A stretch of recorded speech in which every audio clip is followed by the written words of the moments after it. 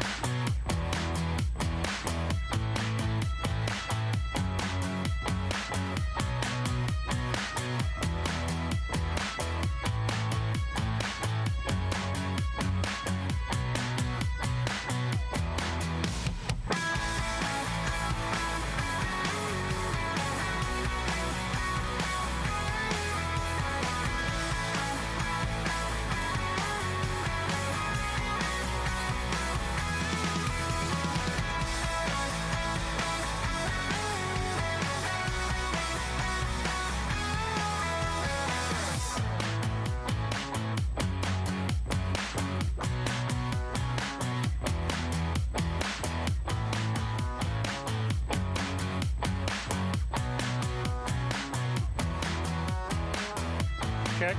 Bruce, check. James, check. Check,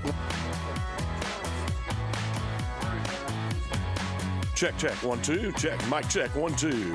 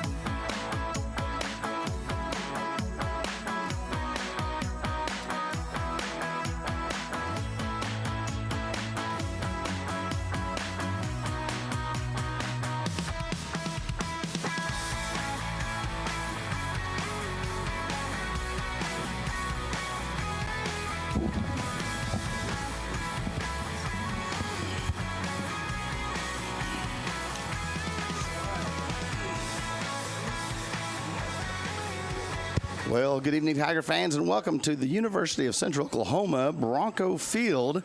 It's the Richardson, Jim Richardson. What is it there? Do you remember what it is there, Travis? Yeah, Chad Richardson. I don't know how to say that. Is what I'm getting at. It's not Richardson. It's Richardson, I believe, is how you say that. But Chad Richardson Stadium here at the University of Central Oklahoma, as the hometown Cushing Tigers are getting set to take on the Wagner Bulldogs for the Class 4A Oklahoma State Championship. I'm joined here with Travis Peary and Bruce Vogt on the microphones. And, man, guys, this is pretty exciting stuff. A beautiful stadium, beautiful night as they're getting to see each other again.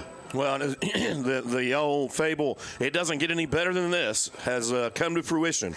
As you know, you set out year to year to try to improve your football team and your skills, and these athletes have gotten to this point, and tonight they will be crowned one of two things. Yeah. They'll either be the 2022 state champions or the state runner-up, and, that's what's on the line. That is, and, Wagner, they're not a stranger to this location right here. They I think since 2011 they've been here 6 times.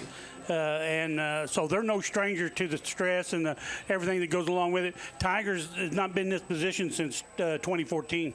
Yeah, and so you got an experienced head coach and Coach Condit, our coaching staff has done a fantastic job all year. And the proverbial, hey, wait a minute, we've played these guys, right? Yes, that is one of the factors that's going to play into tonight's game, because you have an opponent who can really be out to get you in that they've played you already and kind of had it handed to them, and the Tigers, of course, can't look past the fact that that was the middle of the year, and now they've improved. Yeah, if you think all the way back to when Elk City caught Cushing off guard in the first round of playoffs last year, that's exactly the feeling that Cushing felt all the way through the season. They just wanted to get back to Elk City and get back I'm sure that Wagner, throughout the entire season, this has been the glaring thumb in their eye for the entire season, the 42-0 victory from Cushing as they shut them down. And, they've been wanting to get some of this back, and you never really imagined that this is the way that it would play out. But here they are now getting a chance to get even with Cushing. Yeah, and with all that on the line and the opportunity for the first time since 1961 for the Cushing community, which, by the way, is turning out in droves. Wow. And we're still 45 minutes from game time, but the opportunity for the community for the first time since 1961 to say, we are a state champion. Right, and a great pep rally last night, attended by many. And Joe brought that live to everybody. But going back to Coach Condon, that 42-0 loss was his worst loss of his tenure. Yeah, and so you put all those things into a lunch sack, and what's getting ready to happen is Wagner's going to open that lunch sack, and they're going to let all that fuel them against the Tigers, who have had this mindset all year of taking care of business. And that's exactly what the Tigers will try to do again tonight. And you're right. And, both teams are going to be matched up. This is like a new day, a new beginning. Both teams are going to come back. Wagner has knocked Cushing out of playoff contentions before in the last few years. So everybody's got an axe to grind here. Mm-hmm. And, Cushing has just done so well all year. And Wagner's worried about that. They've worked on pass defense. They've worked on run defense because Cushing is so well balanced. And Wagner, we talked about the coaching experience. You look at the last time they were here was 2020, and they won that championship over Clinton 42-13. And these guys that are seniors for Wagner were just sophomores that year. And those are some of the things that you're looking at in the history of the two programs just recently, and what Wagner's done over the past several years. It's sure set to be the first time we played. The first quarter was really kind of back and forth grind and grudge match, and then the Cushing was able to take the lid off and really open things up. I anticipate it to be a lot more of a grind longer in this game, and the Tigers will have their work cut out for them. And that's what Coach Condon said. He's like the game to be more methodical. He likes to control the clock. He likes to keep the ball on the ground and control the game that way. We like to get the ball in the air. We like to score often and as much as we possibly can. Yeah. One of the things that we were able to do this week is to see a lot of the offensive line, the coaches. We got several great interviews this week, and we're going to bring those to you during our pregame. And so we're going to start with one of those interviews right now.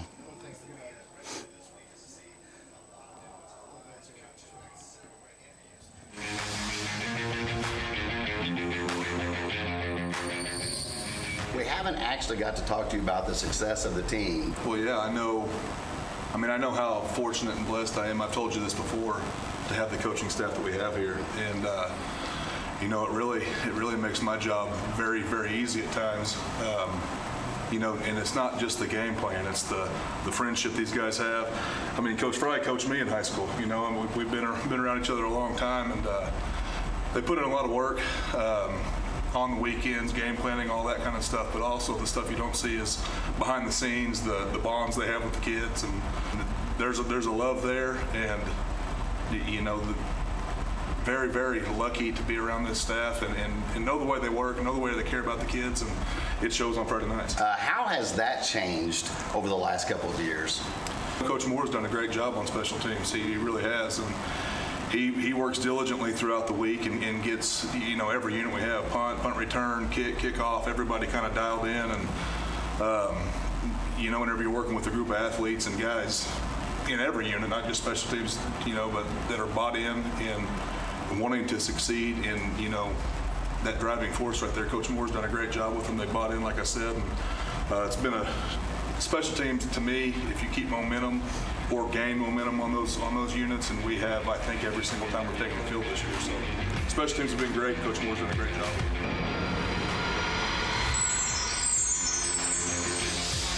All right, we had Coach Morgan there talking about special teams and what Coach Moore has brought to the table, and he's been with the Cushing Tigers for a long time. Many seasons, also done a great job in the weightlifting room. Folks, as you can see right here on our camera, you see Natasha in the background, our producer. You see all of us on. But here's what you can't see: is there's 3 steps behind me. And my chair is locked in. I'm literally stuck in here. I can either sit sideways or these guys can wedge me out of here with a bunch of butter or grease or something. But other than that, it's a great setting to watch football. You know, and that kind of goes back to I didn't see anything. We can always just get up and walk out. Dude. Yeah, good luck. In a couple of days, you'll be sitting here enjoying some more football, maybe. Regretting that extra piece of pizza at the beginning. I thought you just had great posture. Hey, listen, as we get into this game, and we're getting ready, both teams on the field, they both have their hoorahs. We talked a little bit about, them wanting some back, and everyone wants to talk about Wagner seeing Cushing, but we don't often talk about is Cushing has seen Wagner. And, that goes both ways. Well, and I think Bruce had started to touch on the fact that when Wagner plays that ground game, they want to control the clock and they want to use time. And whenever you can control field position and control the clock, the trick with that is the different weapons that the Tigers bring to the field. Mm-hmm. You're right. And, we have such a large senior class that has done just such an awesome job today throughout the year. But, we have the wideouts, in a number of those, 4 at least, that can get the job done. And what that does is it spreads out the defense. And when the defense starts spreading out, then you got the run. You got Noah Jones coming in, putting up big yardage on the ground. And after the Elk City game, I actually had a person affiliated with the Elk City program had said, that one of the biggest mistakes, and we won't see this, but to his point, was that we use the tools that we have. The Tigers use those tools in such a positive manner, meaning, we don't try to run it up the middle and always control the clock because that's not where our strengths are. However, with that said, we can get Noah to the outside. We can get Noah a hole opened up on the inside. It's just not the strength of the team. And that can get very difficult for another team to stop. One of our biggest things that we've had all season long, and we've commented over and over on this, is the defense. Just how proud it's been. And we have an interview with Coach Fry. I hope that's one that's keyed up right now. If not, we'll get that minute. But we've got to talk to him about the defense and what they meant to them. So here's Coach Fry. Have a listen.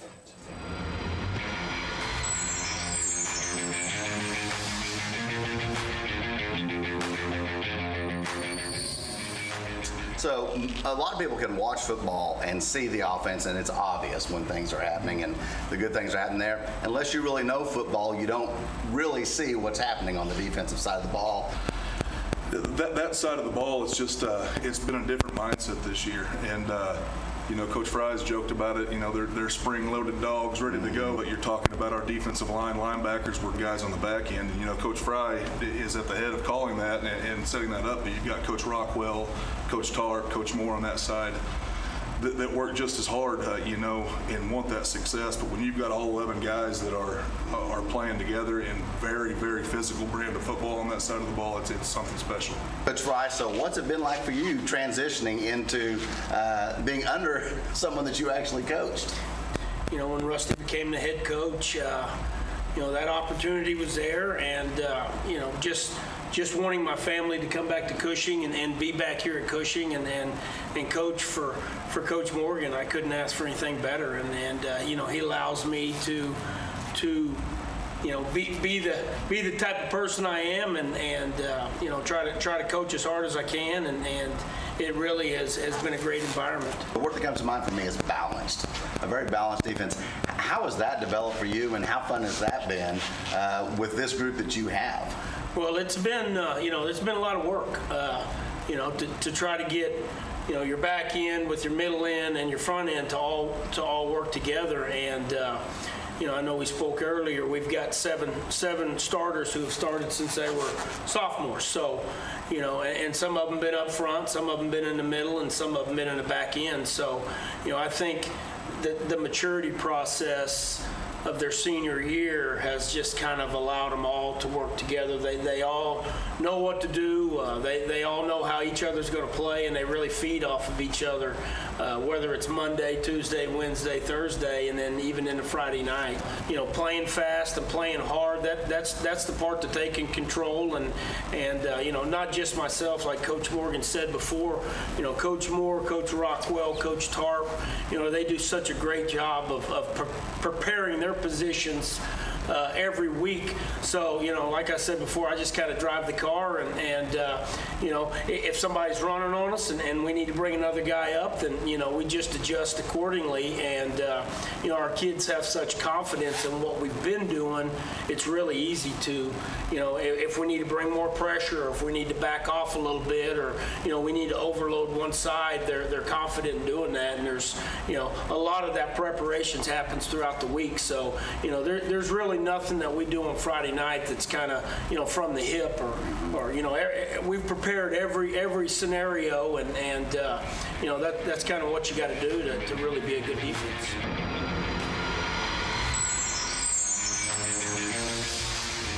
All right, Tiger fans, that was Coach Fry, and man, we can't say enough good about what he has brought to Cushing when he was here before, but especially now. The defensive schemes that he's brought. And Cushing runs the same defense as Carl Albert, who just dominated in the 5A championship game before us. Yeah, and it's been that defense that has almost, we've talked about it a couple times during the year. Is it fair to use the word surprising or not? I mean, you watch it, and I always tell people, tuning into the Hub, once you see the game, you get the idea, and whenever you see these guys in person, it's even a bigger deal. Well, when you've got Matheson anchoring you right in the middle, about 161 tackles on the season. You can't go wrong. He's definitely a leader this year. He keeps that defense in check. A bold statement is, our defense is probably one of the best in the state at this moment. I think our defense could play up to a 5A, maybe even some of the lower end 6A teams. I think they're that good. Yeah, absolutely. And from week to week, and a lot of the starting defense has got shutouts for most of the year. Some of the scores that have been taking place on the field have been later in games whenever those guys are off the field and giving those younger guys some experience. So the defense has brought it each and every week, and I want to say twice during the year at least. They've been recognized by the Hub for MVP, most valuable player of the game. Yeah, that's exactly right. And as we're getting ready to this, we talked to one person who has also been a difference maker that we've talked about throughout the season. Well, not just the defense, but that offensive line. Brody Todd's a person who's faced a few difficult injuries. He's been in and out for the last couple of years, but he has been a difference maker for the Cushing Tigers on especially the offensive line. And that offensive line, the way they have pass protected and opened up the holes throughout the season, have really been a difference maker. And we caught up with him this week also and found out what this senior season has meant to him.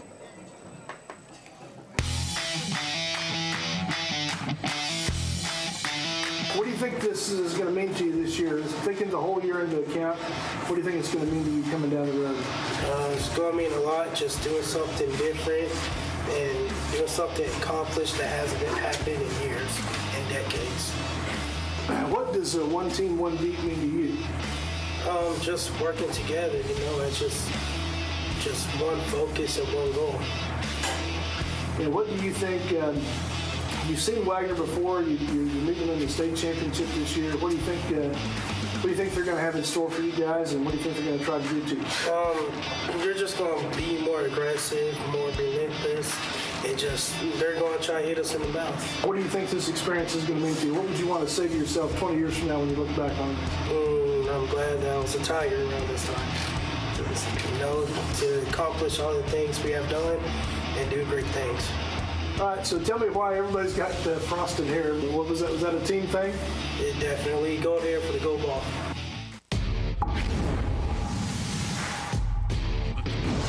I want to start with, tell us about your position and how that's developed over the last couple of years. Well, I play quarterback, and All right, we're back here on the Hub Network. Here's something going over the background there. That wasn't, of course, Panda. We've talked about how he has played big all season long and played above his weight, and that's exactly what he did there, playing above his weight. Panda acting like Brody Todd. Of course, that wasn't Brody Todd, but Panda's made a point here. Gold hair for the gold ball, and the guys have all got together and bleached their hair out. Yeah, they're going for a new aspect in the uniform. It's something you don't see until they take their helmet off, but they are all wearing the same uniforms, including hairstyle tonight. And Panda, he played 5 games in the beginning of this year, had 4 solo tackles and 14 assists, so he was definitely an impact player on that line. And one of the things about Panda is his, and you hear the coach talk about it as the whole group, the whole team, but his work ethic, and he goes into the weight room and he squats an incredible amount of strength in his legs, and he works out for the wrestling program as well, and he brings all of that to a lineman position, and it's important to have position players like that. That's exactly right. And Panda's one of those guys that also has faced injury this year. He tore his ACL in a game at Catoosa, which was a game that was, you'd think, oh man, we wouldn't want to get him out right there, but he tore his ACL. He's been out for the biggest bulk of the last part of the season, all the way through playoffs, but he's been right there with his team. He's been a big supporter on the sidelines, and as you said, his weightlifting and all of the things that he's done have really, and his wrestling have go to his work ethic. But there's nothing more valuable, I would say this, and I really do mean this, nothing more valuable for Nick Flores than his attitude, his personality, just the life of the party that he is, just how he keeps everybody encouraged. He's one of those guys that's always cheering the other guy on, and he's doing that from the sidelines right now, and you never know what a big difference guys like that make in the attitude of everybody else, especially on a long season like this. Yeah, if I use this word correctly, or if I don't, go ahead and correct me. It's infectious what he brings to the team, and it's all those aspects: the work ethic, the personality, the cheerleader on the sidelines in himself, no matter where he's at. And you hear in these student interviews, and you hear the coaches talk about relying on each other, confidence in each other. They've really, created that cohesive bond that has brought them to this point, at least tonight. They all, attribute a lot of their success to that relationship. Yeah, and I echo everything that both of you have said about him. He's a good kid, a well-rounded kid. Just what more can you say about him? But what you really have to say is, the coaches did the right thing. He was wanting to play with a torn ACL.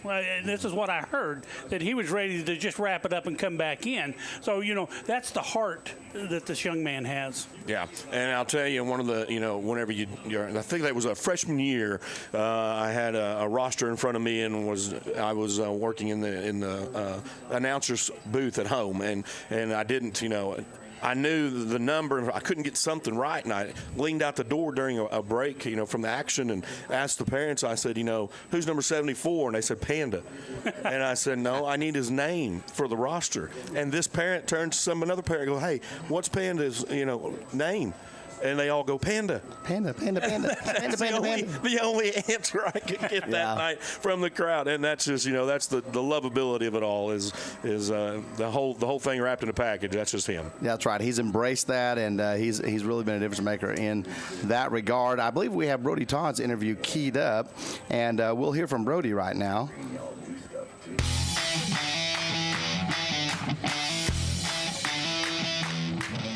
Brody, tell me what this experience with all the guys this year has been to you as a senior. It's been a very humbling experience because, to be honest, I didn't know how we were going to do because we lost a couple of our good guys, and so I didn't know how it was going to end up. I was very surprised that we ended up making it to the title game. All right. What do you think you guys have overcome this year to get to the title game? What's it been like in practice?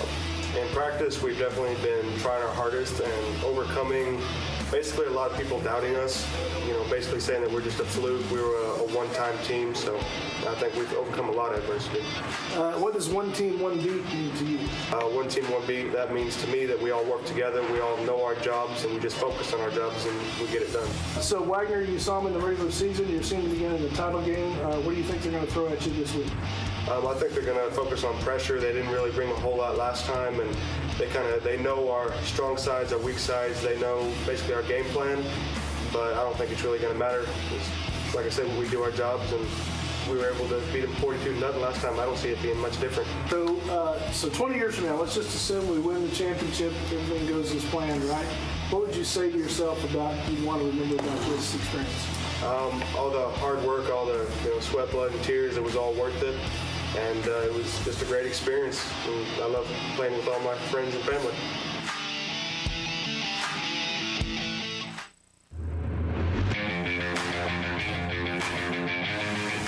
Interview last week was a little bit crazy, chaotic after the win. It always is. We want to redo this and talk to you where people can hear and understand what you've been saying, what's going on. So you played both sides of the ball. So I want you to tell us about the positions you play and what those mean to you.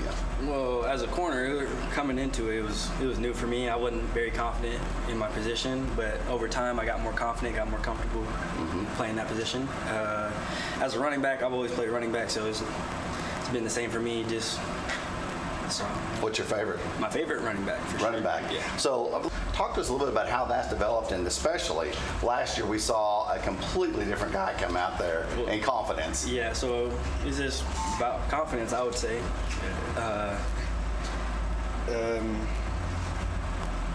Just having that confidence, that nobody can take you down or nothing like that. You can run through people. Yeah, wanting that extra few yards has really been a difference maker. So what things do you have going on besides football this year? I really don't have anything else going on. No track, no basketball, no? Oh, well, after, basketball, football, and track, yeah. Anything else? No? No extra stuff? Hey, what do you think has been the difference maker this year for this team? I would have to say the difference maker is our defense. Our defense is killing it out there. Yeah. We're getting our work done. It makes it easier on the secondary because they're doing their jobs. Has it been fun learning that corner position, or a little bit intimidating? It's been fun, but also a little intimidating just because I'm used to it now, but back then I wasn't very used to it. What about conditioning for playing both sides of the ball? What have you done especially to make that available? Just taking every chance I get to, I would say, just to run, stay in condition during practice, sometimes stay after practice. Hey, you've been a blast to watch develop, but I appreciate your time, man. Good luck this week. All right, a little bonus interview there with Noah Jones, who we talked to a couple of weeks ago. And guys, I want to, just before we take a break, I want to talk a little bit about the entire season. We'll kind of go through some of this as we continue our Plains Pipeline pregame countdown. This entire season, I want you guys to think back. First, I want to talk about the standout games. And we know Wagner, we've talked about that a little bit. Some of the other standout games that we've seen these Cushing Tigers face throughout the regular season. And I think it starts, right at the beginning of the season. It went 3 non-conference opponents to start the year. And remembering back, we've talked about it recently.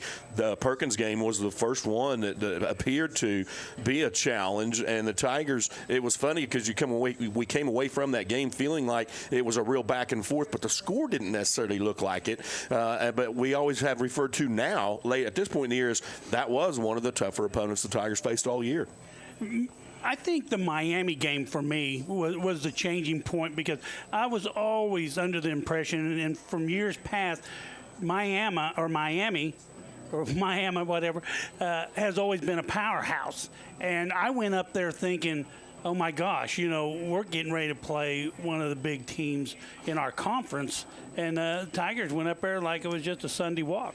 Yeah, and that's kind of, most of the district opponents appeared to be, at least score-wise, very one-sided. However, whenever you start to evaluate that and break it down and see that district go and play in other districts to get to the playoffs, we're looking at a state championship came out of the same district. And we said all year long, Wagner was a good opponent then, and they're getting better as the season goes along. And we looked at, Poto and Ada and some of the others around the state, and we see that, this district ends up owning the state championship championship game. That's exactly right. And, a lot of people really dismissed our district and I kind of talked about how bad it was. And Cushing looked really good because the district was really bad. There are some teams that have struggled. Cleveland has struggled. Oologah was a better team than what I expected, so surprised by them. Wagner was the quality team that I thought they were going to be. Catoosa is a team that really, they hadn't won any games. They've really struggled to get a team together. And so you look at all that. Miami was one that I thought would be a very good game as well. But when we came through the preseason, the pre-conference, we got through Perkins, we got through Berry Hill, we got through Bristow. Those 3 games really told me what I needed to know about what we were facing with Cushing and that they were just as good as I expected them to be. We came out of those knowing that our defense could adjust. We came out with Perkins, they jumped out there and they were scoring on us, and all of a sudden our defense is making the adjustments and slamming it to a halt. And then the offense takes off. So we see the offense is taking off and blowing things up as well. And so it's a very special group. They've been a special group since they first got together, and they've been all the way through. We talk a lot about Blaze Berlowitz and how he's led the team. His ability is undeniable. You see him on the field, his height, his field of view, the way he's able to make reads like he is and go through progressions. Also his just athletic ability. They have to watch him every so often. He can remind him, I can run as well. But then you've got the Camden Crooks, and you've got the Noah Jones, and you've got the Riley Mathesons, and you go through all that, and you're like, okay, yeah, these are standouts. But it's really not been about standouts. There's no real one standout or 2 or 3. You've got Lonnie Schuler, who snapped the ball steady all year long. He hasn't let the line collapse from the center all year long. You've got defensive down linemen who have crushed through and opened up and got in the backfield all season long. You've got safeties. You've got corners. Our corners have been lights out. If I could say there's been a weak spot in Cushing's defense over the years, it's been in our corners and our safeties. That is not the case now. And I think that's what has really been the surprise for me, is how good Cushing is on both sides of the ball and everybody at playing their positions. You can never state that enough, and that's never been more obvious than this season right here. Well, and that's one of the things as we progressed throughout the season as well. We talked about, and one of the Wagner coaches had posted on Facebook the day after playing against the Tigers and said how he complimented the team and the coaching staff, and he talked about how that game felt for them, and they hadn't ever really played an opponent like that before. And at the midpoint in the season, that was that surprise. Of course, we go full. They come all the way back this far, so they've worked really hard to get back to this point, and I guarantee you that is not what's on their mind tonight. They're going to come out and they're going to want to win a state championship. But in his comment, where I was going with that is he made the comment that Cushing should do very well the rest of the year as long as they stay healthy. And that has been something in most of the key positions. And whenever a guy has gone down, whether it was a minor thing or in like Panda's case, a very major thing, other players have stepped up and filled those same roles. And so staying healthy and being at this point, everybody always says it takes a little luck to win a state championship. And going back to the defense that James was talking about, in the first couple of games, our defense looked fragmented. They weren't gelled. They weren't working together. But as the season progressed, you could see those positions stiffening up. And just like Noah Jones on the corner, he had some issues early on, but I wouldn't throw to him his side for love nor money right now. He is just so. Our corners on both sides are just stacked pretty well. Are people going to score with long passes and long runs? Yes, of course. That's football. You just can't keep everybody out. But they've. Well, hang on just a second. Think of all the guys that have jumped routes this year. It's not just been Noah. You've got Lane. You've got Brady. You've got all these guys. You've got Cam. All these different guys that have jumped routes all season long. Go ahead, Bruce. That's exactly right. And so, Coach Fry has done a great job making those adjustments. Yeah, and the guys have been committed to each other, and that hard work, that commitment, and that taking care of business continues to come up again and again and again. All right, folks, we're going to take a break and hear from some of our sponsors here on the Plains Pipeline pregame countdown. We'll be right back right after this. Bank of Cushing, a branch of Blue Sky Bank Pahuska. wants you to know they are still the same friendly hometown bank. Local people that live, work, and worship right here in Cushing.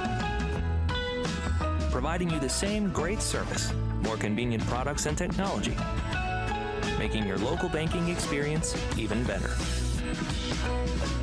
A great bank serving a great community. Bank of Cushing, a branch of Blue Sky Bank, Pawhuska.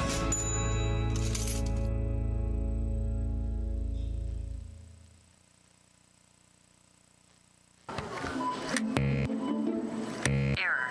Network failure. Error. Network failure.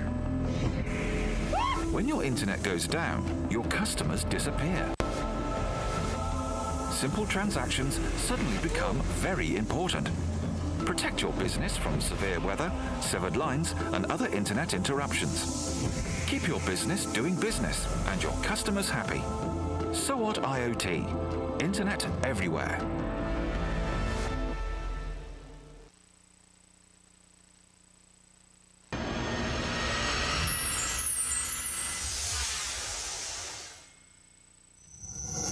Since 2003, Pro Events has had one singular focus: great audio, video, and lighting systems. Never confusing our industry with the PC crowd, Pro Events always provides you with the best, most reliable options for your house of worship, school, or corporate training facility. Make your system stand out from the crowd. And remember, for the best AV, you know where to go. Visit proevents.pro.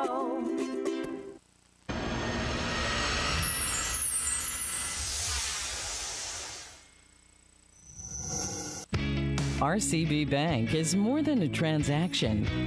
We work to make your life easier. We help build your business. We finance your dreams. We grow your legacy. We build relationships with our communities. Come in to find out why our customers always say, RCB Bank. That's my bank.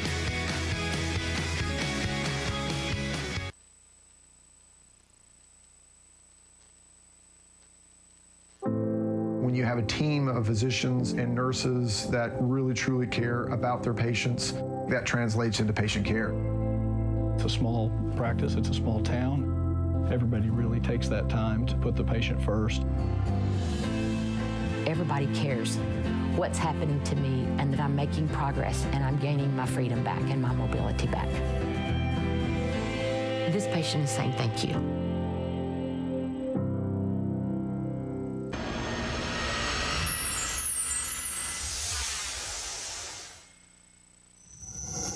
It seems like these days you can't go anywhere without running into RCBers like pro footballer Brandon Whedon, who happily say, that's my bank. Good, man. We're committed to providing you with hometown community banking services, keeping your money safe and secure. Hey, am I doing this right? Don't worry, we're way better at banking. RCB Bank, that's my bank. Located at 300 North Harrison Avenue in Cushing.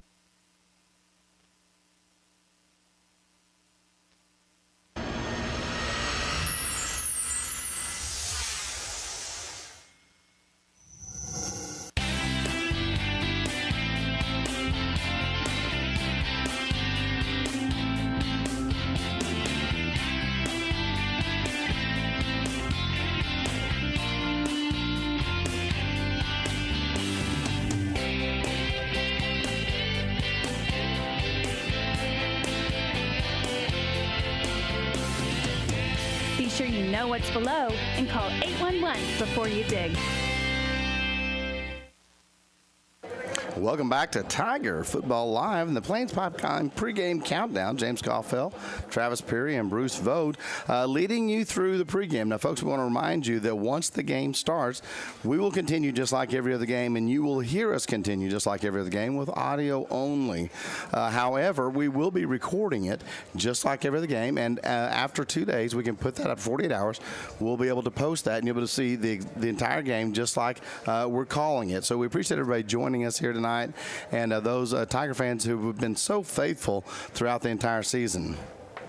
And again, not enough can be said for the sponsors that have made this season possible and allowed our community and those all over the United States and the world who have connections to these players and the families. And I've talked to so many alumni this week who are coming to the game. However, they're still using an earpiece and going to, still hear us through the call as well. Right. And all the guys out in Embridge has been so good to me. They're always complimenting us on how well we do and how well produced this activity, this event is, and you just got to be proud that we're part of it. Yep. And so the Tigers, some of the captains are coming out now for both teams, and they're going to meet at midfield and, of course, do the coin toss. Yeah, and you guys are going to see me open a window here to see if this works. All right, look at that. All right. 11 minutes now till game time. We can experience the whole thing. This is awesome. That's right. This state championship. Folks, I apologize for me grinding into this seat. Oh, all right. Here we go. That's wonderful on camera. That's exactly how I want to be on camera. Okay. Hey, you know what? Those Bulldogs, they brought smoke for their Bulldog. Yeah, which, I mean, they really should get that looked into. It causes cancer. Man, I'm a little concerned about his lungs. This is not good. This is not healthy. I've heard all about no smoking in the stadium, and there that Bulldog is smoking.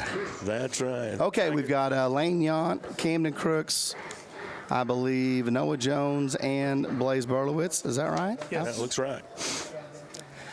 And number 5 on the other side is Braylon Robertson, and I can't see the numbers. 56 also. Number 2, 56. Braden Skeen. Roman Garcia. Braden Skeen. It looks like number 20. And number 20, he says, Gabe Rodriguez. Of course, Gabe Rodriguez is going to be out there. That is their star running back for Wagner.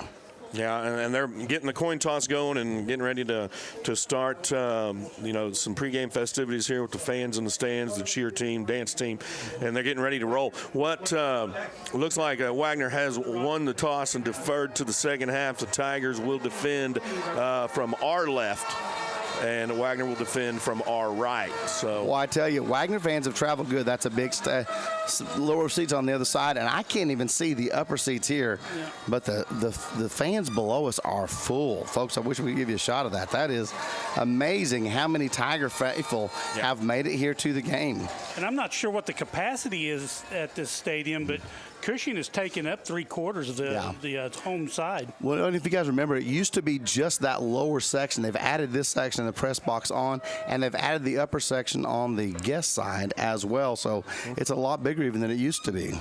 Yeah, definitely a great venue, though, for a state championship football game.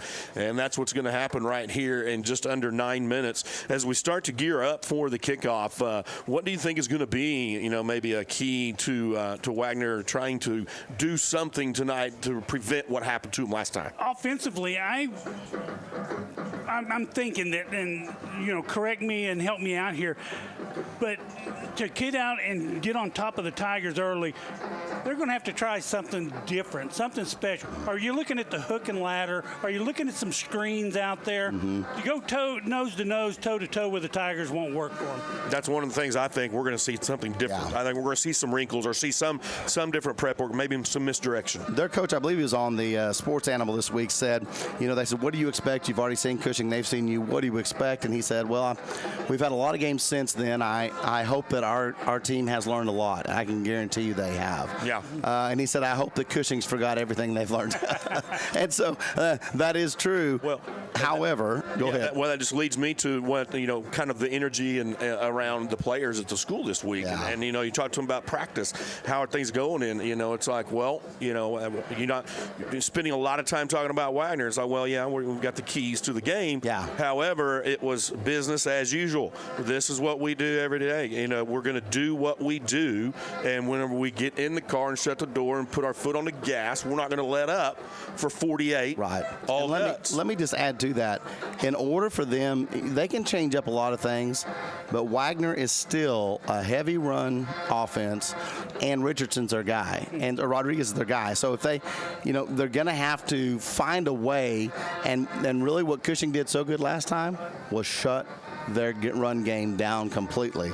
And so that's going to be a key to seeing if they can get him open and in the open field.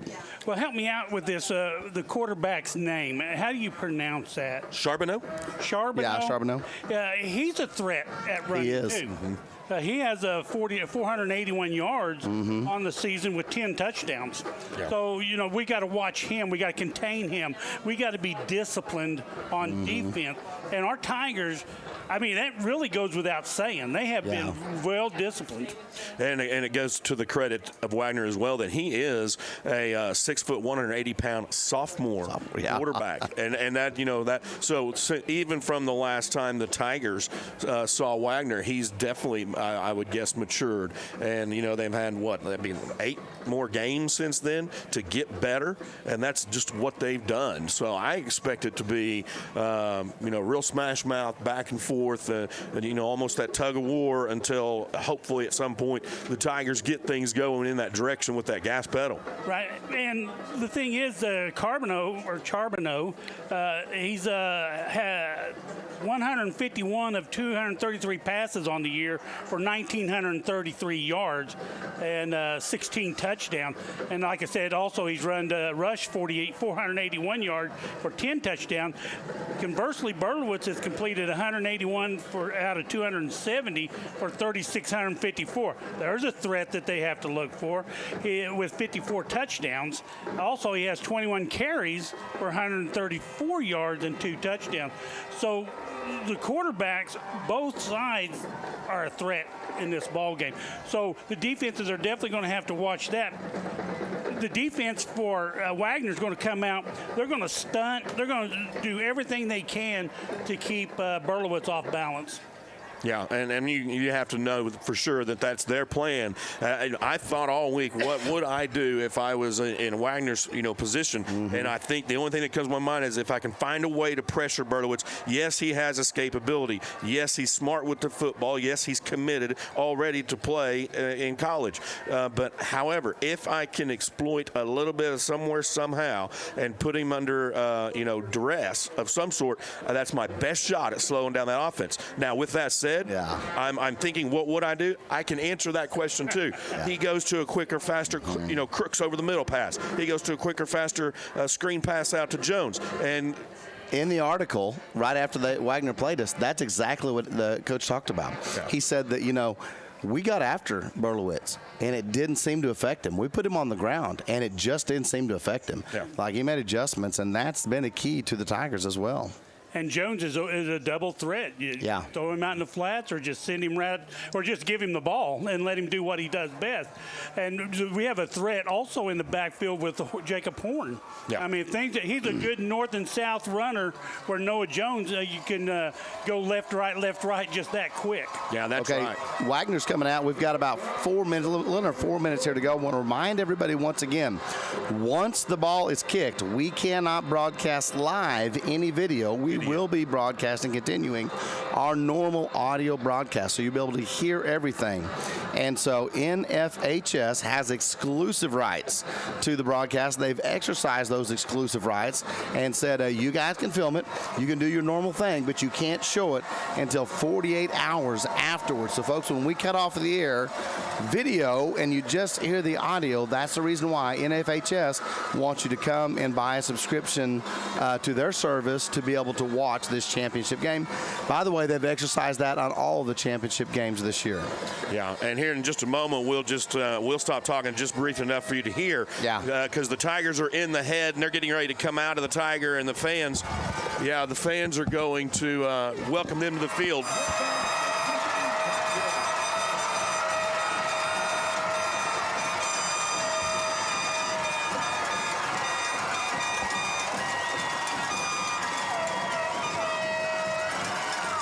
And that, ladies and gentlemen, that is state championship noise. Your community, hometown Tigers, welcomed to the field. And we're getting to about 2.5 minutes to kickoff. You know, last night at the pep rally, there was almost as many people as watch a regular football game. Yeah, the stands were almost completely full, and it was a really neat pep rally that the cheer and dance instructors had, Senior Bush and Miss Pools had put together, working with the coaches and the players and the moms, and it was a really neat experience, and it was a lot of fun. And Folks, I'm going to bow for just a minute. Travis and Bruce are going to take it for the rest of the Plains Pipeline pregame countdown. We appreciate you joining us, and make sure you let Plains know how much you enjoy them bringing it to us. I'm going to make sure we get everything switched over right. So, guys, take it from here. And the only thing, Bruce, I was curious, before we continue with stats and things, I'm curious, do you have any opinions about weather-wise tonight? Anything that could affect or not affect? I think this is a perfect weather if you're a player. You're not going to get overheated. Those muscles are not going to stiffen up on you. Hydration is always a concern, but not near as a concern if it was 100 degrees out. Of course, when it's cold, you still have your problem, but I just don't think it's that cold. Yeah, I agree, and that's kind of I have the same concept. The flag is just basically hanging directly down, so the wind shouldn't be a factor, even though we've had some wind over the past couple days. It sure is just a nice, perfectly cool evening as we get right around 1 minute to kickoff. Any last thoughts on our pregame? Now, the last time these two teams met, Berlowitz was 23 of 32, 405 yards, 3 TDs, an interception, and he also had 2 rushes for 10 yards. So big game. We need a big game out of the Tigers. And that's exactly what they're going to do, or what they're wanting to get set to do is the way the Tigers like to start games on offense. They will receive the kick to our left, and back deep is Noah Jones. Crooks and Yount are the next 2 closest. They stand at the 20. Jones is around the 12-yard line. And I believe that is Logan Bloxham, a junior kicker for Wagner. He's setting up at his own 40-yard line. The clock has run down. It's reset to 12 minutes. The officials are ready to get underway. Ladies and gentlemen, welcome to the 2022 4A High School State Championship football game. Tiger fans are on their feet. Players are ready, and we're underway. It's a deep end-over-end kick taken by Jones around the 2-yard line. He'll look for a seam, finds a little hole. Fumble. Ball comes out right into Crook's hands. And he'll be taken down around the 33-yard line. So the Tigers right off the bat, a little mishap in the hit. Nice hit put on Jones. Hit the ball just right, it comes out. However, I don't think you want Crooks to be the one to pick it up if you're Wagner. Works to the Tigers' advantage. They're going to start on offense at the 33-yard line. And if you want things to go your way, that first initial kickoff, you want it to go your way, and it did for the Tigers. Now Berlowitz in his traditional spread look has trips wide receivers to the far side. And the Tigers looking to the sideline for their cues for the first offensive play from the 33-yard line. It'll be like a run-pass option out to Crooks on the far side. He's got some room. Nice blocking at the edge. He'll get the first down, be taken down around the 44-yard line. 11 yards for Crooks, and that was a behind a lateral pass to Crooks, and he still made some good yardage out of it. Yeah, he was able to pick up some nice blocks out there on the side and on the edge, and those guys have done that all year long, and that's been a real credit to the offense. This handoff to Jones. He'll be met at the line of scrimmage, fights for a couple more yards. He'll make his way to the 45. And they're not going to give him much on that, maybe half a yard on that one. They'll give him a yard. It looks like a yard. They'll bring up 2nd down and 9. Gain of a yard. 2nd down and 9. And so Jones really just one guy away on that play from having a really nice really nice game. Yeah, and Tigers just testing the water at the moment. Here's Berlowitz with a quick pass out in the flats. That's Jones. And he'll be taken out of bounds right around the 50. Man, well defended by number 2, Braden Skeen. A 5-yard catch. That'll bring up a 3rd down and 4. The Tigers will go back 2 wide receivers, both sides. It's manageable for 3rd and 4, but Tigers don't want to get in that position too often. Want to try to keep those at a minimum for sure. Sideline marker still says second down, but it is third down. Berlowitz moves Jones to his other side. And looks like a screenplay set up. That'll be dropped short of the yard. Well played. First down, and it'll bring up a 4th down and 3, I believe. Tackle made by number 3. That was thrown out. That screen was set up. Jones was the receiver. I'm not Jones, but Yount. Looked like Corey Brown, number 3, 5'7", 130-pound. You can see right there the adjustment that Wagner wants to make as they're bringing the house on that third down. Yeah, and they're doing a nice job so far of gang tackling, getting a lot of guys around the ball and trying to put the clamps down. And here's Berlowitz's punt, and it will take a nice Tiger bounce and be checked up after that around the 16-yard line. So the Tiger offense on the field, first down, and then get stopped around the 50-yard line. Turn it over or punt it back to Wagner. The Bulldogs will take over 1st and 10 from their own 16. And we are way, way up in the sky here, so information may be coming a little delayed here on numbers and names. Is he suggesting the signal is slow? The relay? I don't know if that's a us thing or a broadcast thing. Now Charbonneau puts a man in motion. Tiger defense on the field for the first time, approaching the 10-minute mark. Long snap count. That handoff goes to the right side, stuffed in the backfield, dropped for a loss. Wow. Rodriguez, the running back. Yount and Matheson on that stop. Listen to the response by the Tigers fans as they love what they saw on that one. Nothing like getting in the backfield right off the bat and picking up a 2-yard loss for your opponent, and that's exactly what the Tigers did there. Make a statement early and often. Now from the 14-yard line, it'll bring up 2nd down and 12. Wagner with the 2 wide receivers far side. And an empty backfield. However, Rodriguez in motion. Quarterback keeper straight ahead. He's got a hole and some room. And he makes his way out near the 25-yard line, and a nice saving tackle there. Flag in the backfield just by the referee, thrown high. Yeah, and Jones was in on that tackle. Jones put a nice tackle on there and had would-be a possible touchdown save. Personal foul.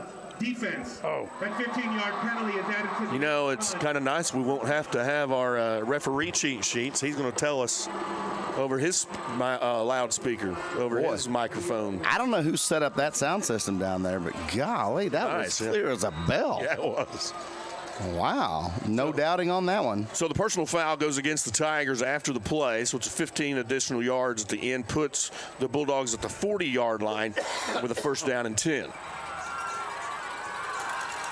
Tiger defense now, as Wagner starts to approach midfield, would like to see a good stop. Charbonneau with quarterback keeper again, finds some running room, still on his feet across the 50. And that'll be a 1st down for the Bulldogs, as he will get a spot at the 49-yard line in Tiger territory.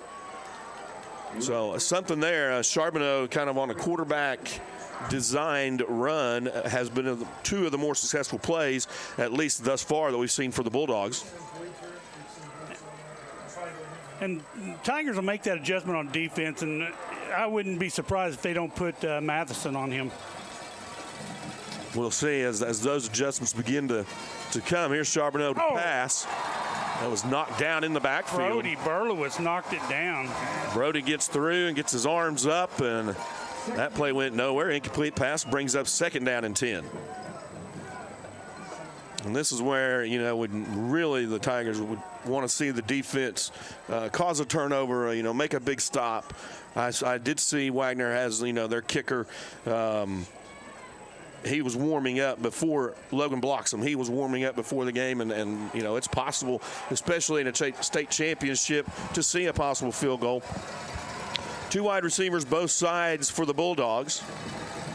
And Wagner has 2 players that can kick field goals.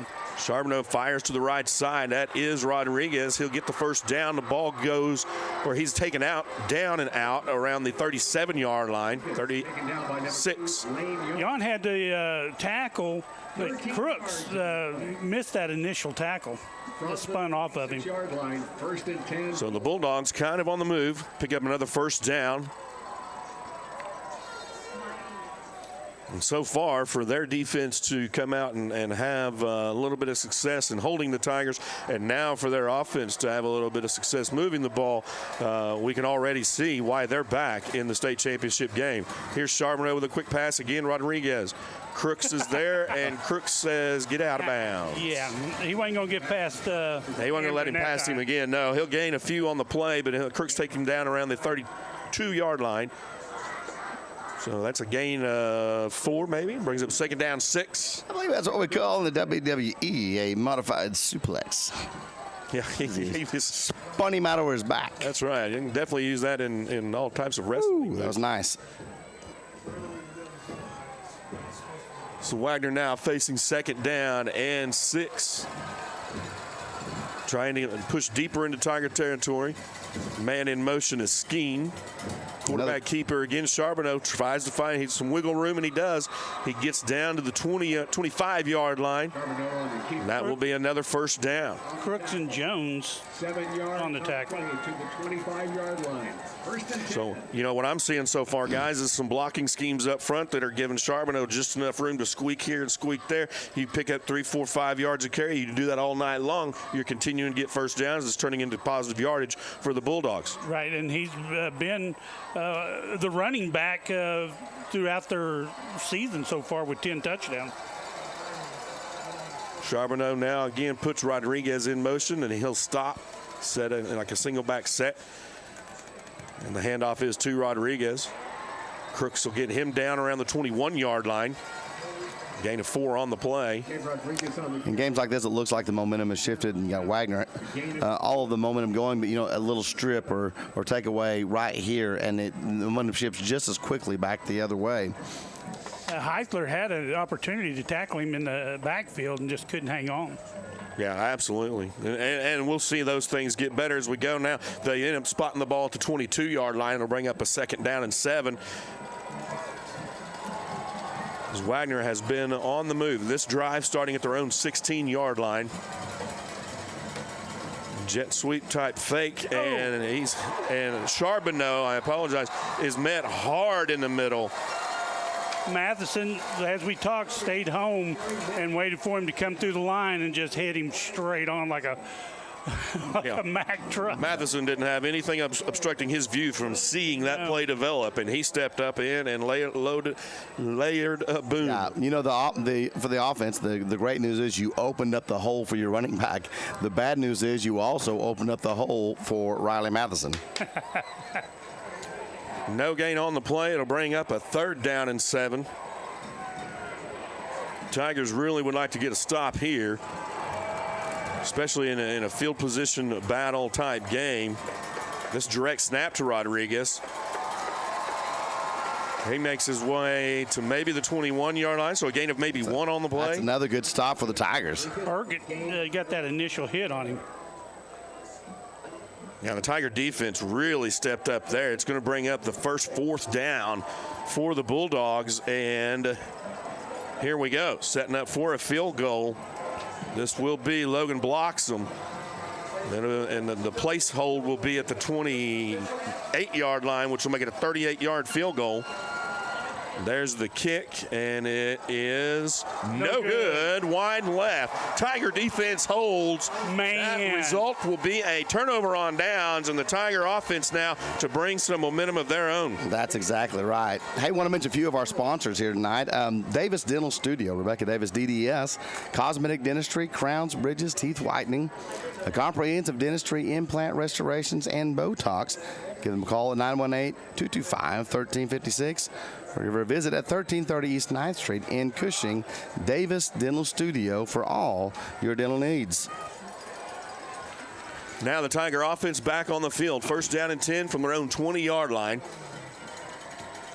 Two wide receivers both sides. Berlowitz will pass.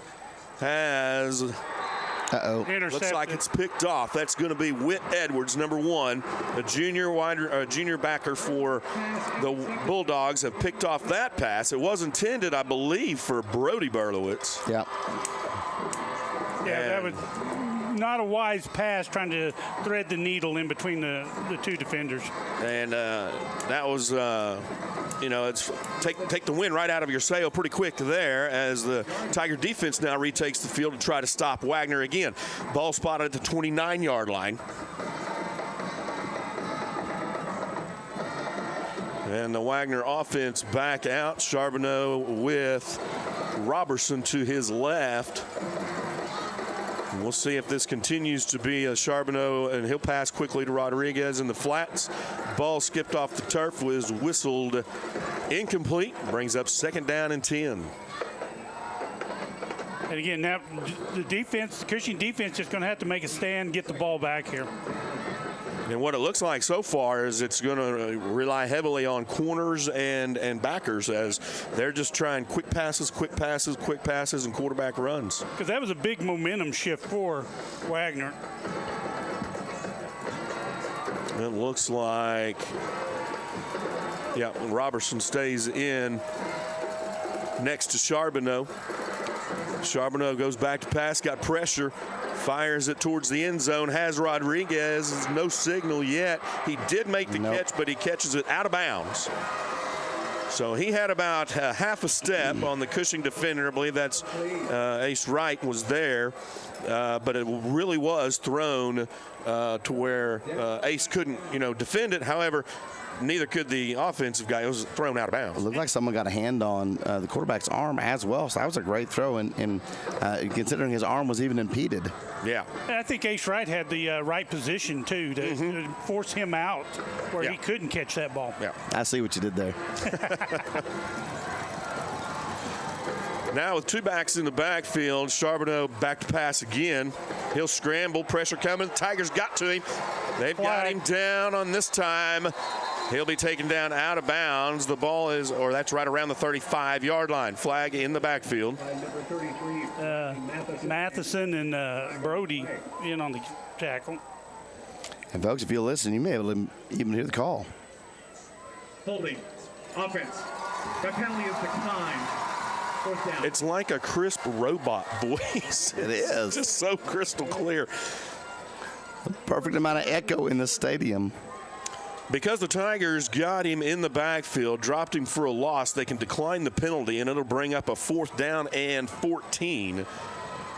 For Wagner now, the ball moved back and placed at the 33-yard line.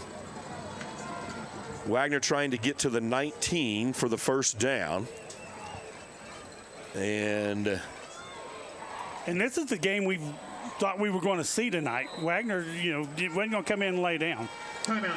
There's going to be a timeout on the field.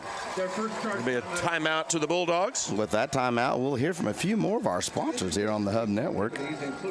Want to mention RCB Bank, a sponsor of RCB at the half with the votes and notes.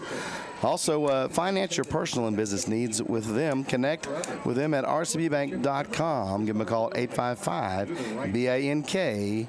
.RCB. That's RCB Bank. That's my bank. Championship event.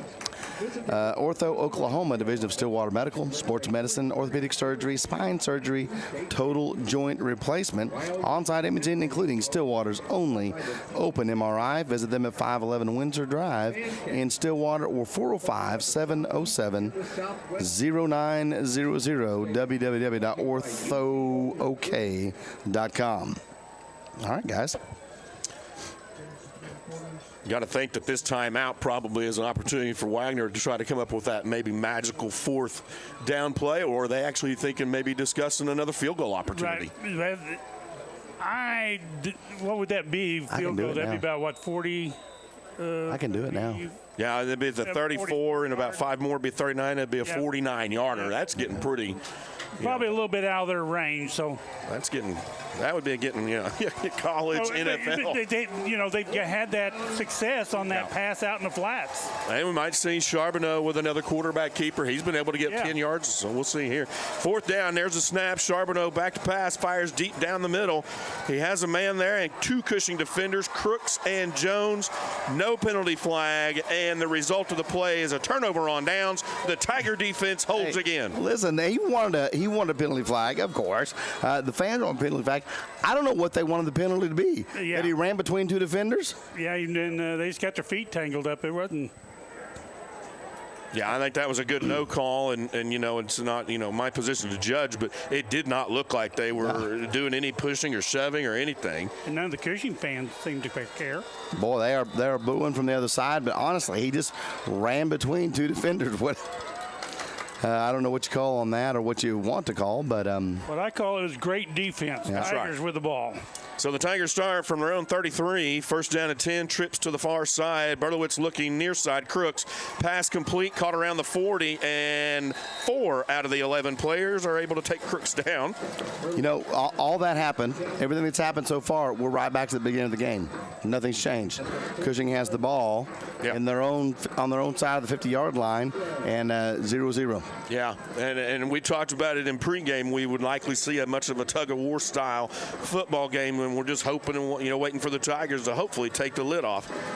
Now from a 2nd down and 3, Berlowitz back to pass again. Fires far side, and he has Yount for the 1st down and a couple more. He'll get close to the 50. And that's the 1st down. That's a nice pass out into the flats. Nice route. If everybody will just think back to the first time Wagner and Cushing met in the regular season, this is exactly the way the first quarter started out. That's right. Back and forth and nobody really gaining an advantage. Right, and that was a great pass out to Yount. Berlowitz got to get a little bit crisper on those passes. Now Berlowitz under some pressure, scrambles out of the pocket, decides to keep. He gets a couple yards before being taken out of bounds. Looked like Skeen and maybe Charbonneau in on that tackle. 3 yards for Blaze. Berlowitz.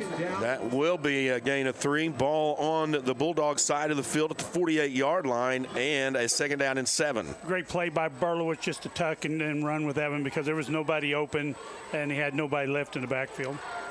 Wagner now showing like they're going to really bring the house. They back out of that blitz as the Tigers just now getting the offense set. Jones is the only. This will be another screen play. As I say, Jones is the only person in the backfield. That's to Brady Matheson. That screenplay quickly closed as he's taken down, maybe a loss of 2 on the play. Yeah, they're just going right at the line of scrimmage.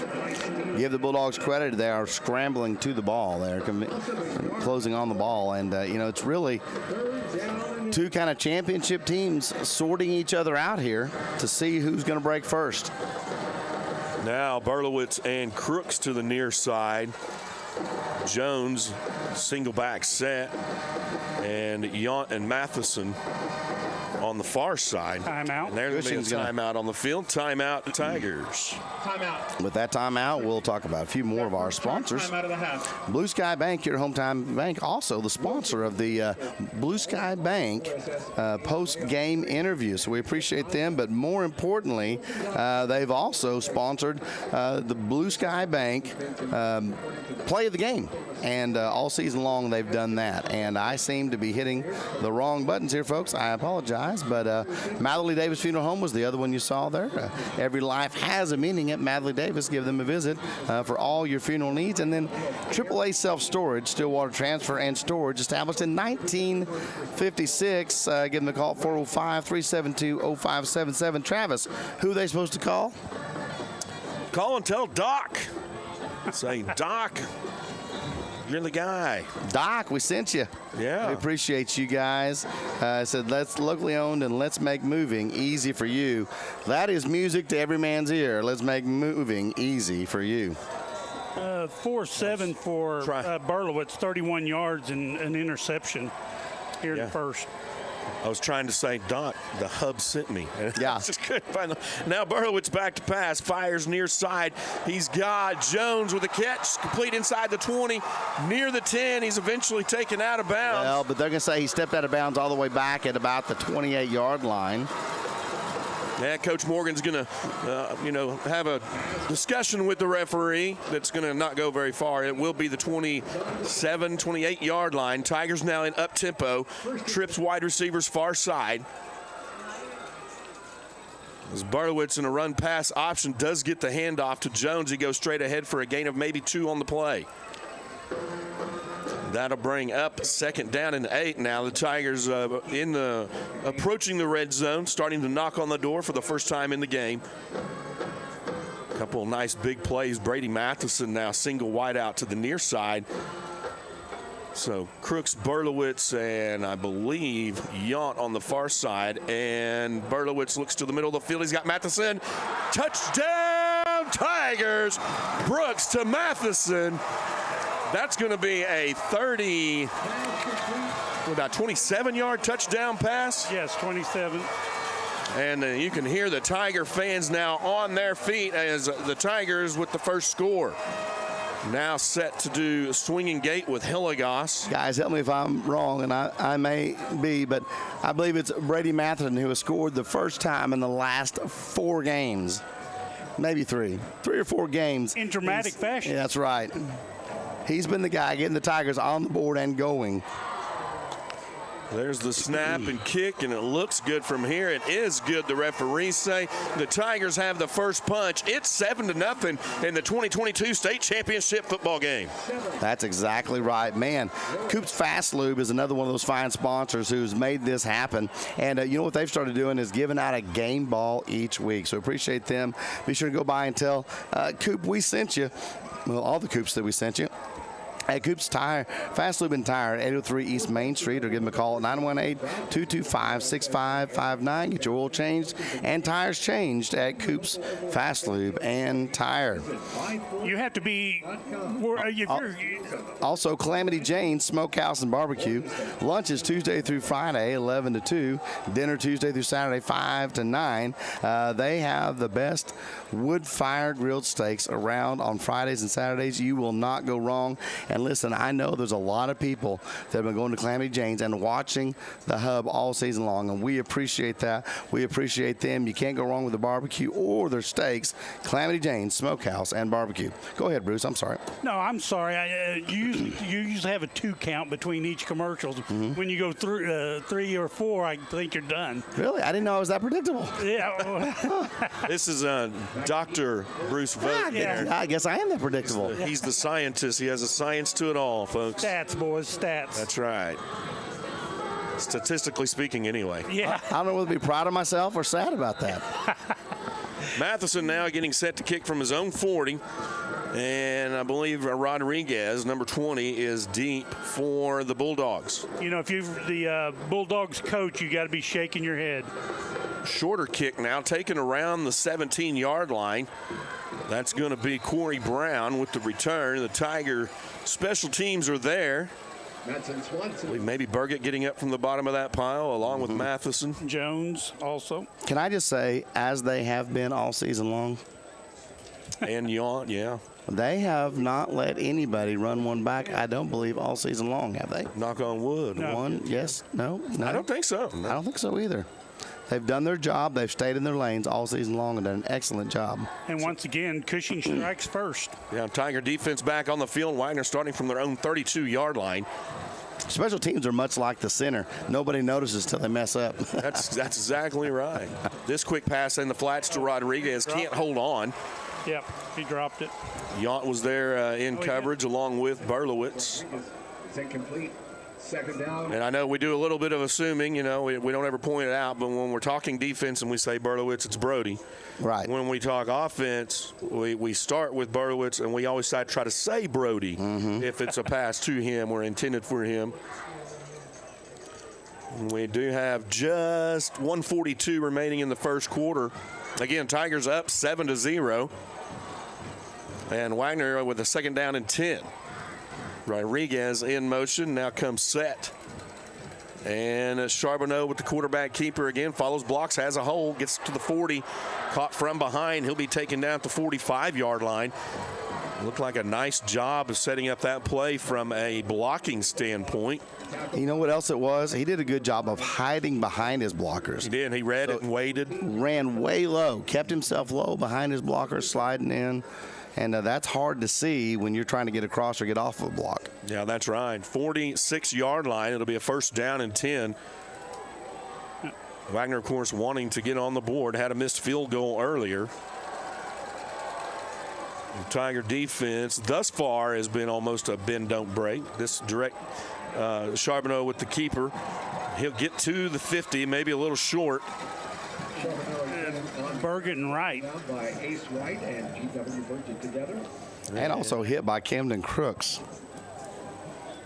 That will indeed spot the ball at the 50-yard line. So a gain of 4 on the play brings up second down and 6. Burgett with 4 tackles, or 3 tackles so far in the first.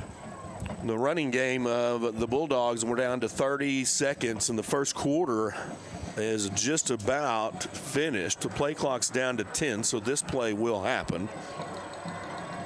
As Charbonneau has wide receivers. Now he pulls Rodriguez back in and puts Skeen in motion. Hands off to Rodriguez, and he's met at the line of scrimmage. Swallowed up. Might have got a yard, maybe 2. That's by Burgett and Matheson. Connor Moreland coming across to clean everything up. Burgett and Matheson both have 4 tackles. And with the play clock, and that is the end of the first quarter of play. Your Tigers are up after 1 quarter, 7-0. On the year. We'll hear from some of our sponsors and be right back here on the Hub Network.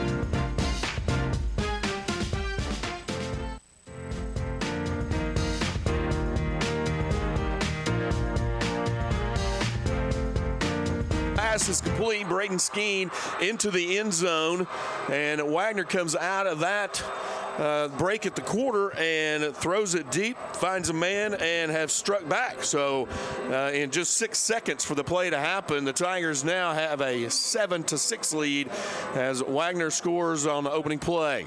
Both Hilligoss and Ace Wright back there on the coverage, and he just had too much speed, and they couldn't stay up with him. And that is, Rodriguez is their go-to, running back, and he does have speed. He does have that, and he just got behind him. There's just no way they could catch up. Blocks him now on to attempt the point after. The play gets whistled dead as he does complete the kick. So I guess when you're big league and in the big press box, this is what happens. They walk in every so often and give you quickie stats. There you go. Right on. 5 first downs to Cushing's 4 first down. That was like 10 seconds after the quarter was done. That's impressive. Slick. I'd like to know how they did that. They got a bunch of statistician fairies back there that sprinkled some dust and got that done.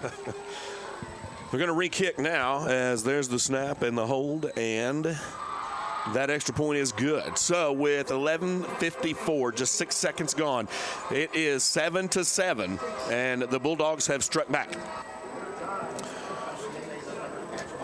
Here we have some of those stats for you in the first quarter. Wagner, as I mentioned, did have 5 first downs to Cushing's 4. And it looks like a lot of these are pretty evened up as you go down through it, Bruce. Right, they are. The big deal is the rushing for Wagner.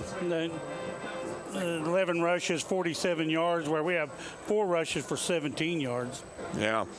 And you look at the passing yards, return yards are basically 21 to 30. Cushing had 30 to 20. So it looks like just like what we're seeing, a real back and forth. Who's going to budge first type game. And now that Wagner has put themselves on the board, they certainly are trying to answer that from that standpoint. And right now Wagner's doing what they normally do, slow and methodical. Where they had the clock for 7 minutes 26 seconds, we had it for 4 minutes 34 seconds. And Ish said that exactly matches his stats, so that's impressive on both sides.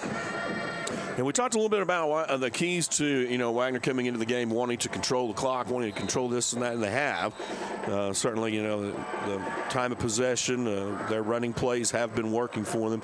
And I say, it wouldn't surprise me to see some adjustments made by the Tiger defense. Here's the kickoff for the Bulldogs, and that's going to put Jones back around the 4-yard line. He will return, of course, to the near side. He's tackled and brought down at the 16-yard line.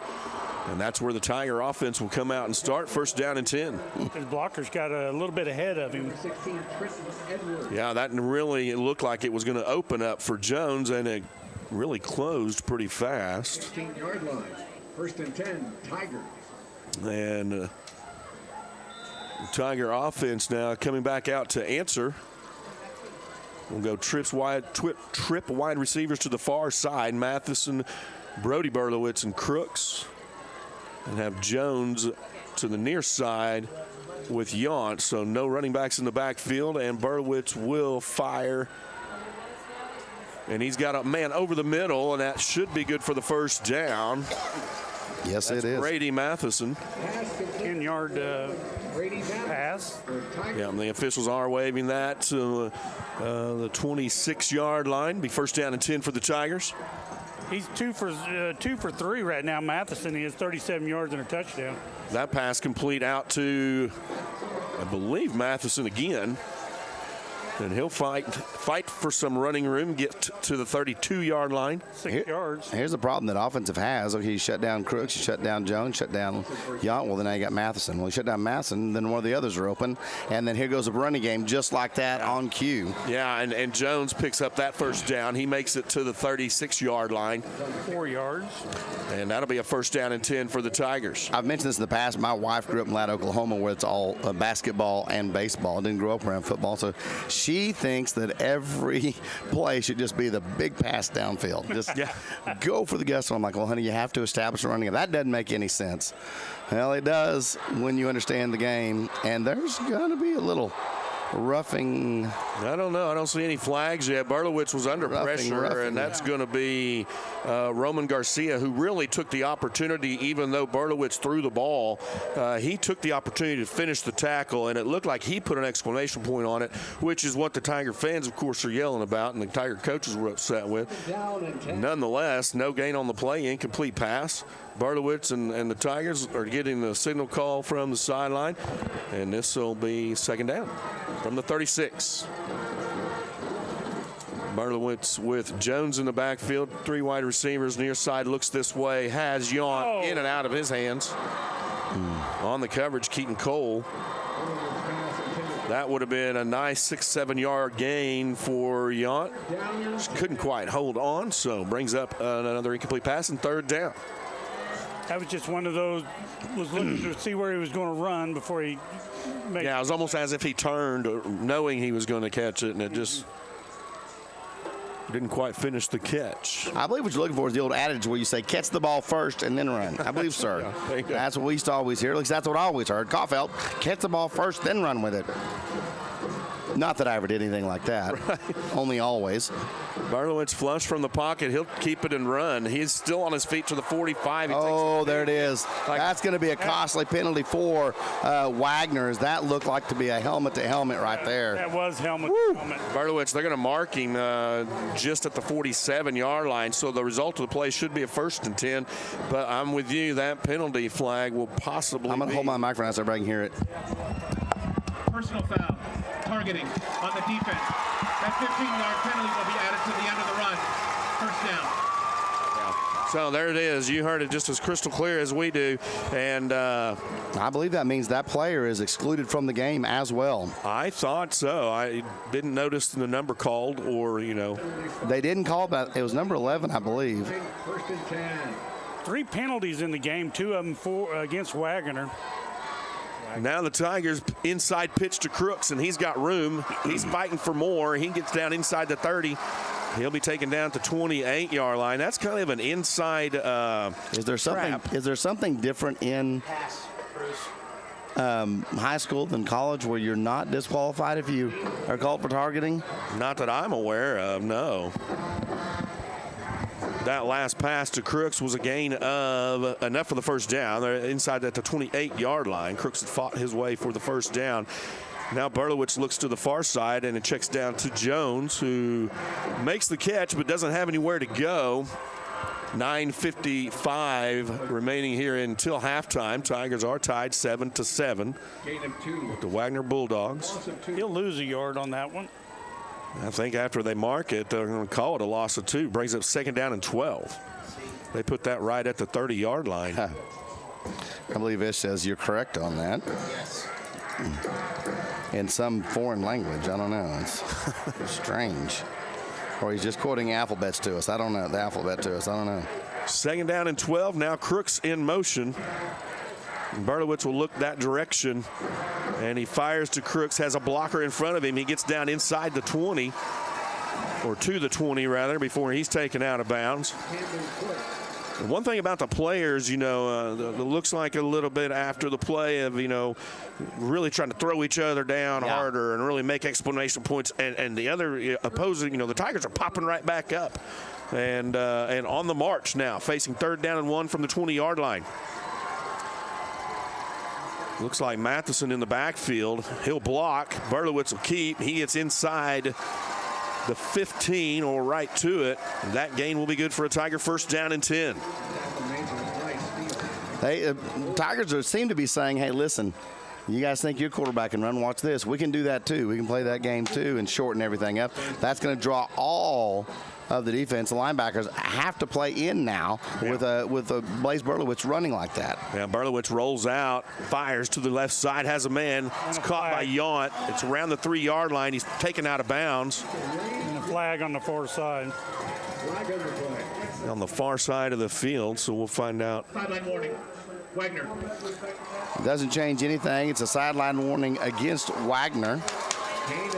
And, man, you saw 2 coming from the back against Berlowitz right there. He stands right in, knows they're coming, and makes the perfect pass to Yount.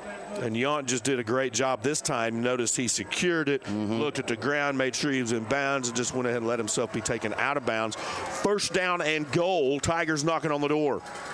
It's from the 4-yard line. Berlowitz now swallowed up quick, is just trying to turn it into something, and he does. He gets maybe a yard out of it, but he went through six guys trying to. They came in fast. Yeah, he was initially hit at the line, and I thought he was going to lose a yard, but he fought through that one. Tigers now approaching the 8-minute, 20-second mark. Berlowitz has 4 carries, 19 yards. The Tiger offense with the snap, handoff straight ahead. Noah Jones, he stumbles forward and touchdown Tigers. It opened up, Jones goes in, and the officials waited just long enough to make sure, and sure enough, the Tigers will go up 13-7 at the 8:09 mark. 4 carries for Jones, 12 yards and a touchdown here in the first half. Swinging gate, and Hilligoss will hold. Matheson will attempt the point after. So far, back and forth is the name of the game. The snap and the kick is good, and at 8:09, it is the Tigers with a 14-7 lead. I want to mention a few more of our sponsors here. Frontier Bowl Family Fun Center, 525 East Pine Street in Cushing, Oklahoma. Give them a call at 918-225-2413. FrontierBowl.com on the web, or you can just go there, located a quarter mile north of Highway 33 on Highway 18. That's Frontier Bowl Family Fun Center. Don't forget also Broken Arrow Electric Supply Incorporated. Their branch phone is 918-258-3581. For all of your electrical needs, visit them at Broken Arrow Electrical Supply Incorporated. And folks, we have a lot of people ask us, like, why do you guys have so many ads? If you're watching this game on the NFHS, you understand why. These sponsors are exactly why you've been able to watch the Tigers all season long for free. Make sure you let them know, because they're what makes it happen, and without them, you have to pay for all the games. So we appreciate all of our great sponsors making that happen. And all year long. Matheson getting set to kick from his own 40-yard line. We remind you, if you are just joining us, the Tigers have a 14-7 lead, and we got 8:09 left in the first half. And you're getting the audio version tonight, and the full release of the two together, the video and the audio, right here on Hub Network, will be available in 2 days. That tackle on the return made on the far side of the field. I believe that was Fitchy. I believe it was too. Okay, taking Fitchy on the stop, so that will be spotted at the 31-yard line, and that is where the Bulldogs will take over, first down and 10. Unique yet effective tackling style. Wrap both arms and legs around him and just fall backwards. Here you go. I got you. You're not going any further than right here. Nice job, Mr. Fitchy. He's a wrestler anyway, right? Yes, he is. And that season is picking right up after this one. Yeah, we're going to turn around and go right into basketball and wrestling. Charbonneau passes to the far side. Quick pass out in the flats. He'll be to Rodriguez. A flag does come in at the end of the play. And Jones on the tackle. I believe Burgett was out there in the area. Usually in that area, I don't even want to tell you what I think it usually is in that area. Like that. The place. I think it's below the knee hit. They're going to mark the ball. Personal foul, late hit on the defense. That 15-yard penalty is added to the end of the run. First down. So another costly penalty there. As I was going to say, the ball was going to be placed around the 36-yard line, and instead will go to Tiger territory and be placed at the 49. Wagner gets a little of assist there from the officials, let's say, and moving the ball down the field now. Every penalty so far tonight has been a costly one for both sides. Now the first down snap to Charbonneau, fires and immediately hit is, I believe, Skeen. The ball came loose. Incomplete. Jones put a really good hit. Well, that's a very convenient incomplete for Wagner. Yeah, I would say, because recovery would have went. That would have been a momentum shift. Okay, that's Whit Edwards, not number 2. That's number 1. And the minute he was hit, that ball popped loose, and they're going to call it incomplete. Brings up second down and 10. Ball remains at the 49. Yeah, he didn't get turned around and headed downfield, so that's why it's incomplete. Good defensive play either way. Oh, he'll remember that hit. As now Brown goes in motion. Charbonneau keeps to the near side. Tries to put a move on Crooks. And while it might have bought him a little bit of time, he didn't get much more. He makes it to the 40-yard line. G.W. Burgett in on the stop. Crooks gets up and signal, hey, he's got a hold of my face mask. Yeah. I mean, you can stiff arm as a running back, but you can't face mask. You can't grab someone's face mask and steer him around, and that's what Crooks was protesting right there. Maybe that'll get a look out of the officials. Maybe. I mean, he kind of motioned at it like, and you're right there. Like, we're only 10 feet from you. Most of the time you make those protests hoping it will get a look later on down.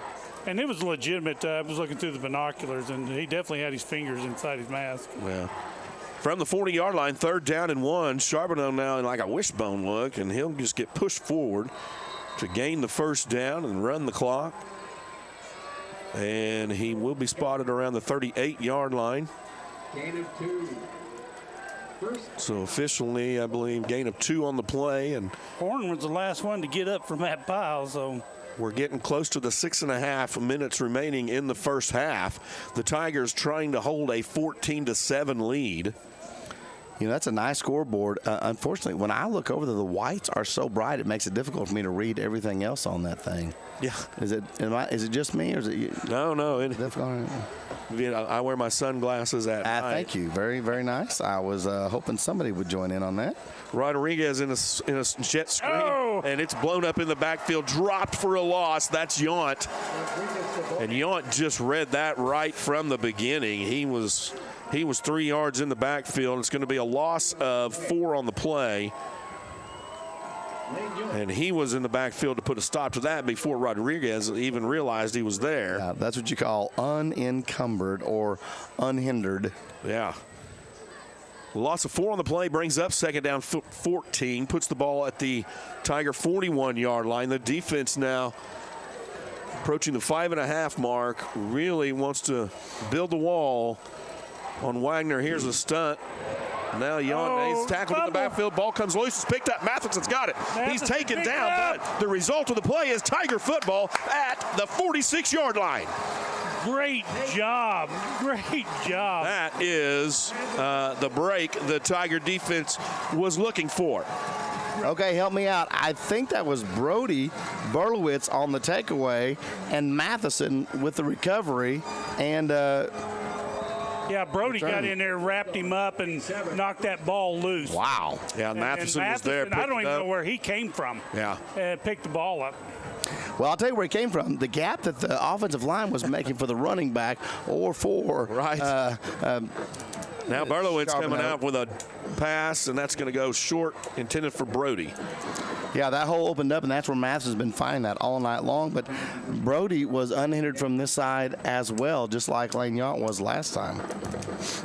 Yeah, and it looked like a stunt of sorts was the call, because Yount had also started to take a gap, and then he pulled back and was doing more of the short field coverage. So Tigers all in the right spot at the right time. Now second down and 10, and this is a pass to Crooks out in the flats. He's got blockers. He's got room, and he'll put a move on at the 45. He's still up. He's at 40, now the 30. He's still on his feet down to the 25-yard line, eventually taken out of bounds. What a nice job blocking on this near side by his fellow wideouts. See, I'm confused because I still see number 11 in there, and I'm 90% sure that's who was called for targeting, and I don't know why you would leave someone in, why that's different from high school to college. I'll have to have somebody clue me in on that. If you know, chime in, let us know. 22-yard gain. Be interesting to find out. Now Berlowitz, empty backfield. Fires towards the end zone, has Brody. Touchdown, Tigers. There is the Brody, the Berlowitz to Berlowitz 6-point conversion. We got Wagner player back here going to get up a little bit slow, and so is one of the Tigers. They're both kind of right there together.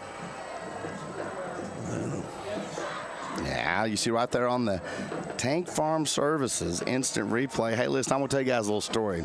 This morning, Jamie and I went to Homestead to get breakfast. And as we get there, they're kind of at our tables. And they said, well, we got this long table in the back. If you'd be willing to share with this couple that just came in, I didn't know who it was. So we said, hey, we're willing to share. Yeah, we'll share. We sat down and get to visit with them. It's Brian from Tank Farm Services. He talks about how much he appreciates. They watched the game one night at Godofredo's and saw Tank Farm. Hey, look, there's our sponsor. And I said, man, we appreciate you guys making that happen. And he said, listen, we are glad to make it happen. We're glad to help anybody watch the game that they can. And, hey, Brian, by the way, man, if you're listening, thanks for breakfast this morning, too. I appreciate it. Now Matheson, Hilligoss holds. And that kick looks good. It is good. Now 5:08 remaining until halftime. Your Tigers up 21, Bulldogs 7. So, folks, make sure you go by Tank Farm Service and tell them you appreciate that replay every time. Also, Oklahoma Community Credit Union, okcommunitycu.com at 405-743-3328. Experience the member difference. Mobile app, co-op, shared branches, lower loan rates, higher dividends on deposits, lower fees. Oklahoma Community Community Credit Union. Also, the biggest ad that we have all year long is Hard Hat Safety and Glove.com. And folks, if you're looking right now or you're watching the game in a couple of days, there it is. All the things they do. You can call them in Tulsa at 918-627-3008 or in Oklahoma City at 405-942-9400. And Kim's Bookkeeping and Tax Service, 403 North Cleveland Avenue in Cushing at 918-225-1364. That's Kim's Bookkeeping and Tax Service. Well, here we are. And the Tiger defense does exactly what I kept saying, build a wall and stop them from scoring, and they did even one step bigger. They got a turnover, and the offense got the opportunity to go down on the field and score. So with 5:08 remaining, it is 21-7, and that is what the Tigers needed right here before halftime. And what was big about that was they scored on the turnover. They capitalized on that turnover. Yep. I'll tell you guys, it's teamwork that counts on the field and in the Hub Network. That's what counts. And teamwork makes the dream work. And that's a freebie when you can. For those of you who don't know, I'm the one that's supposed to be putting the score on the scoreboard. And I turned around to see if I'd put the extra point after, and Joe says, no, I did it for you. Thank me very much. Warren on the tackle. Corey Brown with the kickoff return. He does have a pretty nice return, makes it back to the 27-yard line, and that's where the Bulldog offense will take over, first down and 10. And I can only think, we'll call it the 28-yard line. I can only think the Tiger defense now, with that momentum, looking for another big stop, another takeaway, something, because we know the Tiger offense can score in like a minute, and sometimes 30 seconds. What they got to watch is that long pass again, because they're going to come out with it. There's Charbonneau, puts a man in motion. That's Skeen. And Charbonneau does keep and finds a hole, and then he found Camden Crooks. But he does gain 4-5 on the play. He found a hole with a solid rock right in the middle of that hole named Camden Crooks. And to Crooks' credit, had he not held on or had anything went wrong there, I mean, it was all nothing but green grass in front of Charbonneau. He does gain 5, moves the ball to the 33-yard line and breaks the second. Sir, but I believe what you mean by that was green, yellow, purple, yellow, green, purple, yellow, green, purple, purple, green, yellow, purple, green all the way in. That's exactly right. Now Charbonneau follows Skeen and another designed quarterback keeper. And he'll find the first down as they'll tackle him. I guess that was Rodriguez, rather. Yeah, and somebody's shoe came flying out of the pile. Number 20, Rodriguez's shoe. Jones with the tackle. He's got 4 tonight, and for the year, he has 29 tackles. Do you guys ever find that you recognize the players by the way they walk or the way they jog? Sometimes. Like kind of stands out. Well, it's throwing me off because I recognize the way they walk, but then they take their helmets off and it doesn't look They're right. all yellow. With the blonde hair. That happened to me earlier. Throwing me off.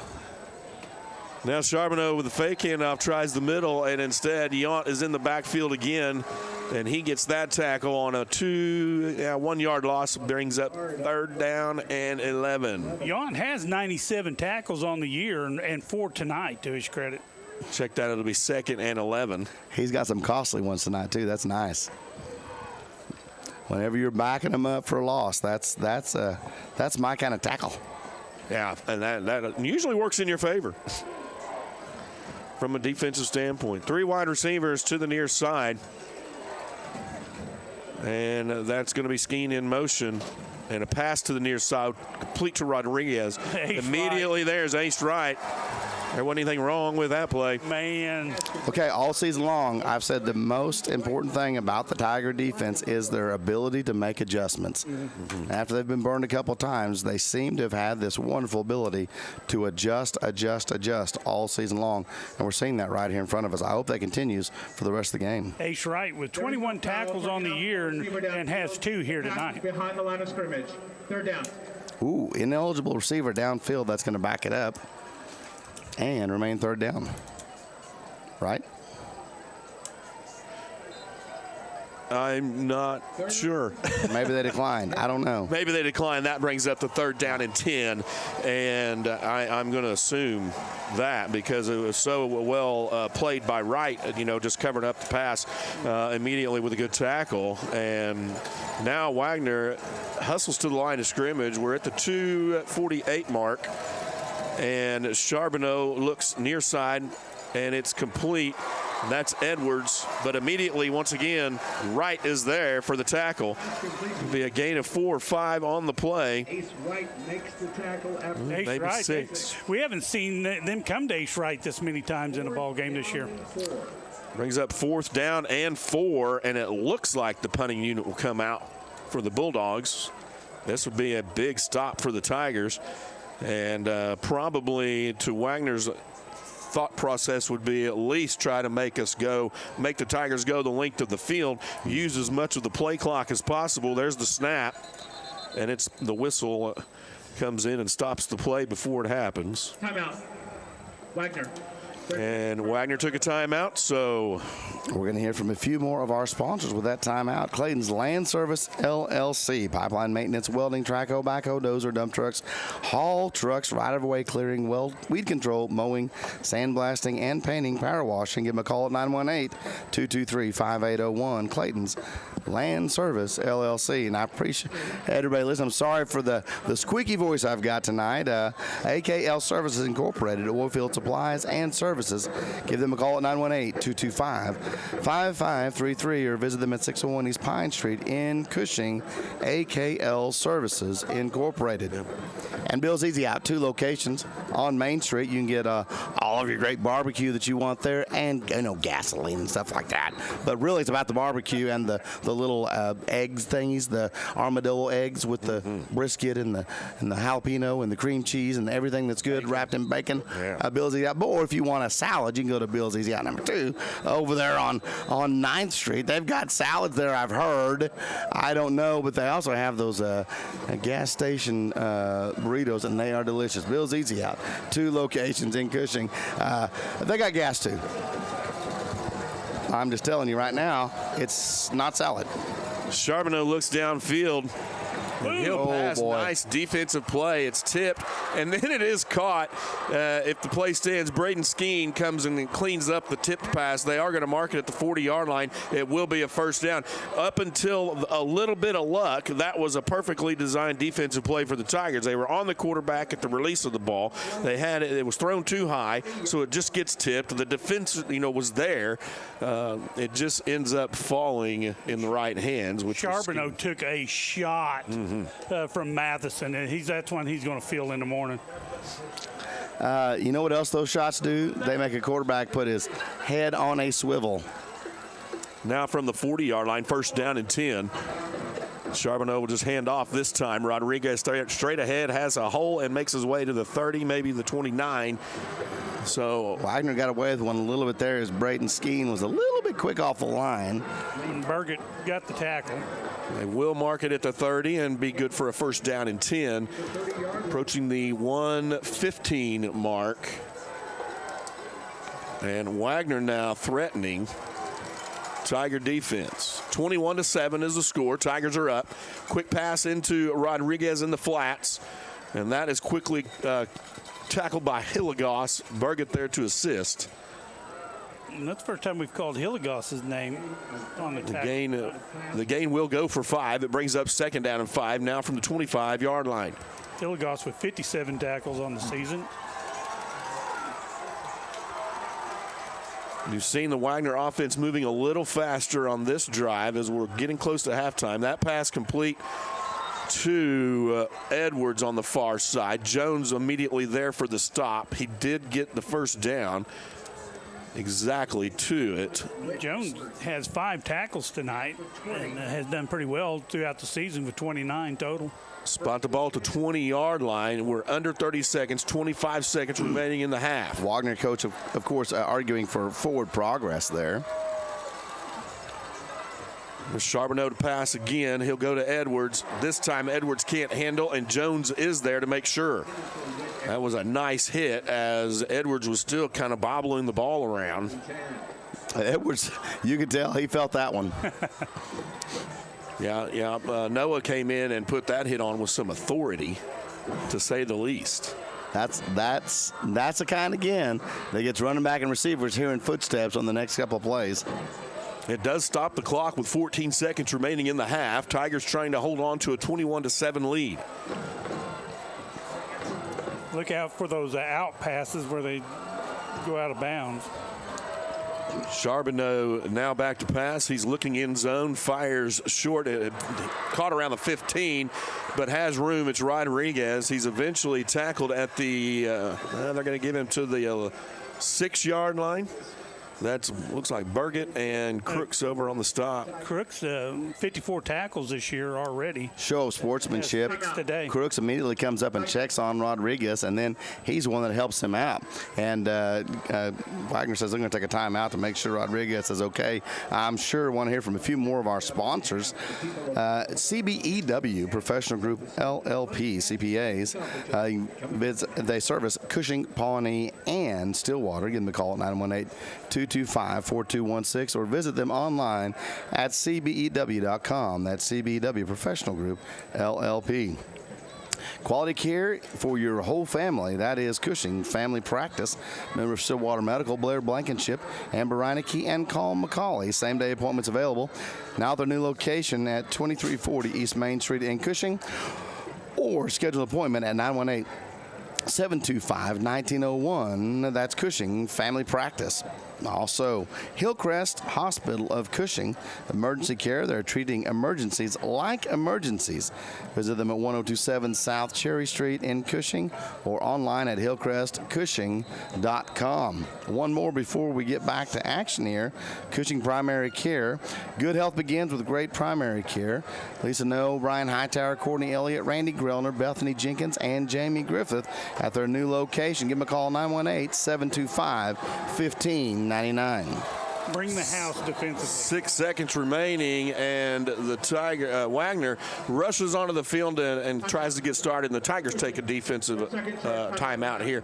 Wagner's out of timeouts. There's only 6 seconds. You got to think this is probably a one-time play, maybe two, probably one. That's exactly right. Smart timeout right there for the Tigers, because that's how you get caught off guard and get stung with an easy touchdown by the opposing team. So I want to talk about a few more of our sponsors here tonight. Cushing Electronics and Radio Shack.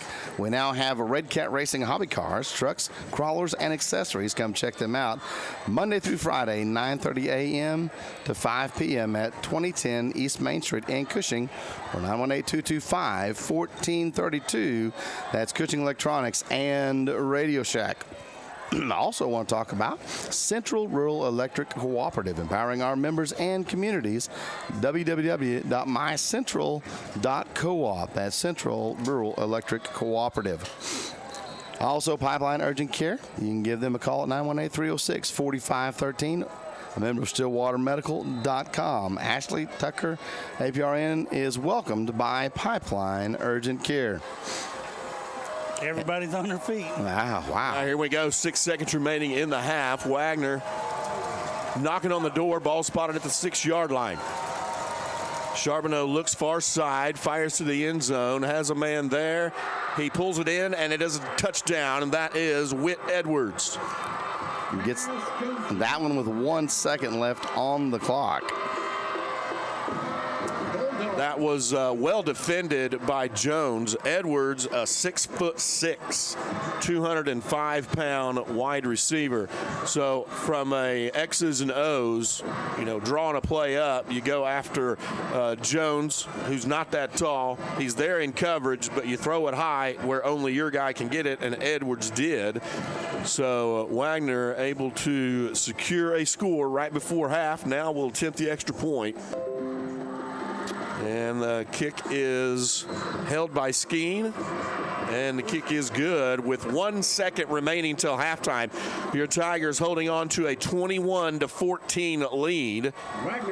You have to assume they're probably going to do some sort of kick that's unreturnable.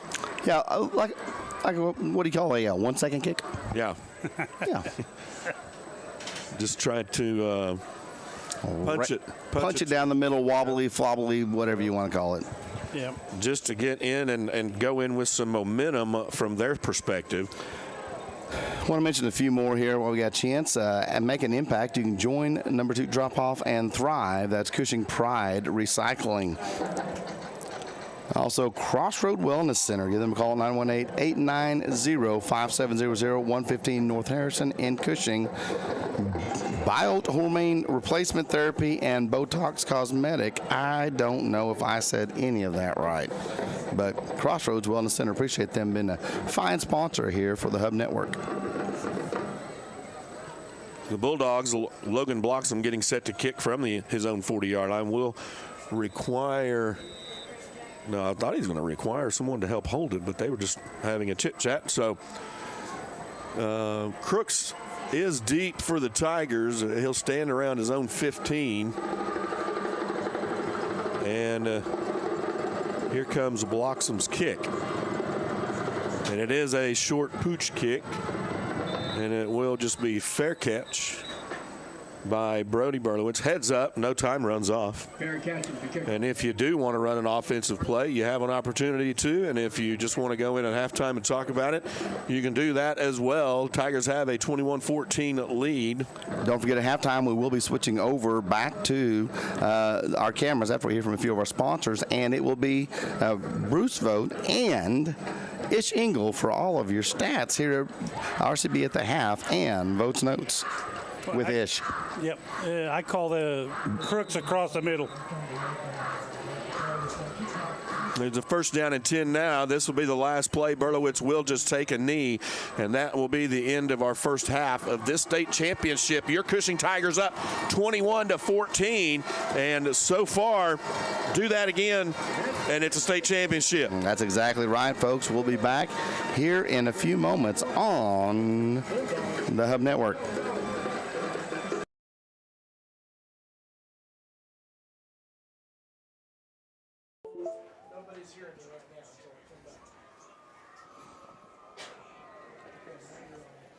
All right. Do we want to talk about a few of our fine sponsors here? You won't be able to see them, but I'm going to talk about them. Randy Robinette Insurance, State Farm Insurance at 1614 Main Street in Cushing. Give them a call at 918-225-1957. That's Randy Robinette Insurance. You guys have anything to say? This is what you call filler.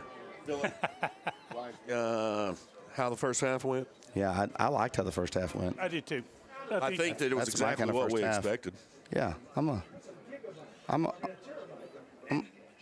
And for me, Blanchard has come a long. Wagner has come a long way since we saw them 5 weeks or 3 or 4 weeks ago. Yeah, they really have. And really, I mean, I think they'll make some defensive adjustments. Mm-hmm. They'll continue to, but I mean, they're going to want to stop that Charbonneau run. Oh, absolutely. Absolutely. And we haven't went downtown very much tonight on the long pass. And I don't know if that's because Berlowitz hasn't had time to throw the long pass, or I think a couple times it probably was designed and it was covered. Right. I mean, one of the things I think I noticed a couple times. All right, folks, we're going to see if we can get everything lined back out here. Give us just a chance, and you'll see some of our fine sponsors there flashing on the screen, and we appreciate all of them. We'll be right back in just a minute.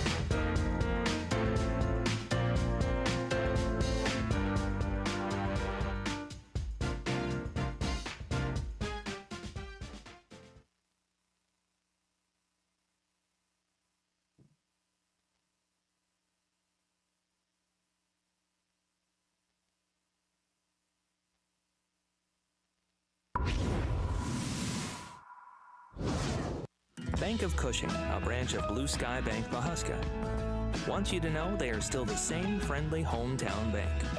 Local people that live, work, and worship right here in Cushing. Providing you the same great service, more convenient products and technology, making your local banking experience even better. A great bank, serving a great community. Bank of Cushing, a branch of Blue Sky Bank Pahuska.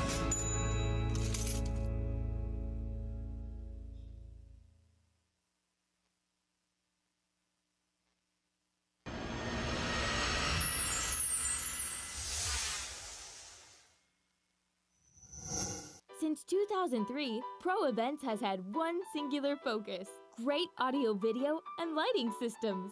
Never confusing our industry with the PC crowd, Pro Events always provides you with the best, most reliable options for your house of worship, school, or corporate training facility. Make your system stand out from the crowd. And remember, For the best AV, you know where to go visit proevents.pro. When your internet goes down, your customers disappear. SOAT IoT helps keep you connected in almost any circumstance. SOAT IoT keeps us connected all the time. When your internet goes down, your customers disappear. SOAT IoT helps keep you connected in almost any circumstance.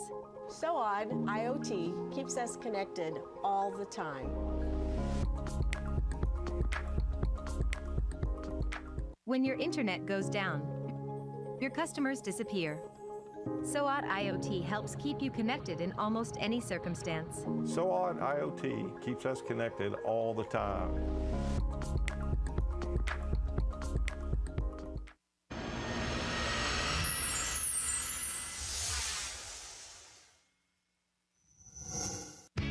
RCB Bank is more than a transaction. We work to make your life easier. We help build your business.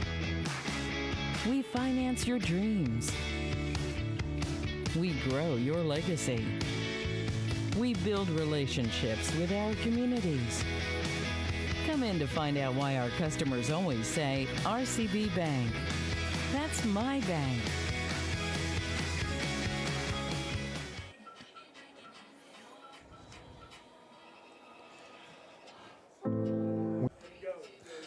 RCB Bank halftime stats with Bruce Vogt and Ish Engel, and this is Vogt's Notes. It's brought to you by the RCB Bank. That's my bank. So Ish, kind of a slow start for the Tigers than what we've normally seen. Bear in mind, this is a championship game. We knew it was going to get to be this way. We knew the competition was going to get stiffer. We've seen Wagner before. We handled them easily the last time. We knew that wasn't going to happen this time. And Wagner came to play football and go home with the gold ball. Tigers has maintained the lead, 21-14 at the half. The penalties were there that helped push them, the Tigers along, helped push Wagner along. And so we have some good stats here. You have great stats. Run us through the passing for Cushing. Cushing right now, Blaze is at 15 of 19 passes, 162 yards, 2 touchdowns. Did I just come on? Okay. Blaze is at 15 of 19, 162 yards, 2 touchdowns, the 1 interception, and looking pretty good. He's spreading it around. He's got 5 different receivers. His brother's got 1 catch, 25 yards, and a touchdown. And then you've got Crooks and Matheson both have 4 catches. Crooks of 51 yards, Matheson with 41, and of course a score. And then Yount and Jones, 3 catches each, 21 and 24 yards respectively. So he's passing, moving the ball around, looking at different receivers. Again, always keeping those eyes downfield and trying to drive it. And he hasn't looked too bad tonight. He's had a little more pressure on him than I've seen any other time so far. But he's still handling it well and getting the passes off. I mean, 15 of 19 is nothing to sneeze at. No, and conversely, you have Wagner also that's passing the ball well, and he's got good stats on his side of the ball, on Wagner's side of the ball. It looks like he has 11 for 18 tonight, and 2 TDs. And 2 TD passes, and the yardage of the passing yardage is just pretty close. 120 for Wagner, 162 for the Tigers. What concerns me is our rushing right now. We're not putting the ball on the ground and giving that balance we've seen all year. And like you all were saying, you can really tell that Wagner has come in and said, we're not going to let Jones beat us, and they're packing the box. Mm-hmm. And they're really trying to say, make Berlowitz beat us. And luckily, he stood up and said, yeah, I will. And for me, and I'll get your take on it too, Wagner is controlling the ball game right now. Even though they're behind by a score, they're still controlling it. They've been controlling the ball. They've had the ball 15 minutes the first half, where we've only had it 8 minutes.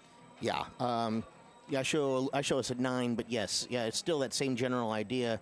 But that's their offense is a run and grind it out, whereas ours, we prefer to pass. And yeah, they've got some passes going and they're mixing it in, but they've only had 15 passes. Berlowitz is looking for 10, 15 yards downfield. They're just looking for 5 to 10 yards down. And it seems to be working for them. We've got some good breaks. We got the long pass to Brady Matheson, and that was a 27-yard strike. That was the first touchdown of the night. Then we got that 25-yard to Brody with that pass. So I would like to see us mix it up a little bit, get that ball to Jones a little bit more, let him run it. It doesn't have to be 63-14 to win the ball game. Right. You just need that 1 point. Let's grind it out. Let's get some ball on the ground. Let's mix it up, because we talked about this in the broadcast. You get your rushing game going, then it opens up the passing. They've got to make those adjustments. Defensively, they've made the adjustment. They've rushed the quarterback. Always a lot of pressure on Berlowitz and making him run out of the pocket, making him think about where he's going to pass that ball. But I think we're kind of doing what Marino and the Dolphins did back then. Is we're using the passing game tonight to open up the running game, because, like you say, it's just not been able to get any tread. It's not happening, and I'm not sure that it could be the game design that they want to keep it aired out. But right now, it's working for them. We're up by 7 at the half, but Wagner has the momentum coming back out the second half. Yes, I would say that, but this game is actually reminding me of the World Cup game I watched earlier today with the Netherlands and the U.S. The U.S. looked like they were in control most of the game, still lost 3-1. I think Cushing's doing pretty much the same thing. Wagner looks like they're in control, but Cushing's taking the more advantage of the opportunities that they get, and that's why they're up by a score. And Wagner, I've got him down for 5 penalties, where Cushing's had 2 penalties. But every penalty, both for Cushing and Wagner, have been 15-yard penalties, big play penalties. And one thing I want to check there. Yeah, that's one of the things, too, though. Many of the Wagner penalties have been declined. I only show us taking one of their penalties. Right.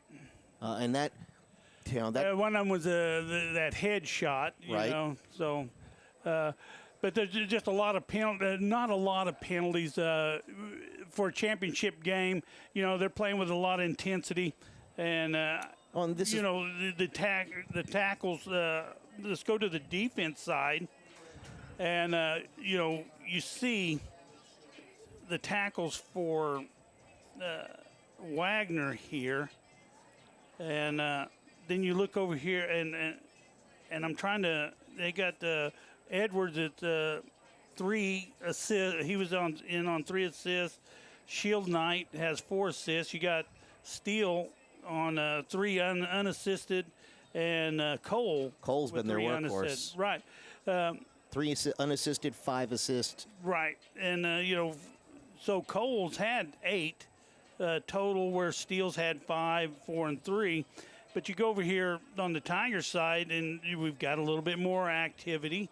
And with Burgett, 9 total, Crooks with 7 total, Jones and Yount with 5 each.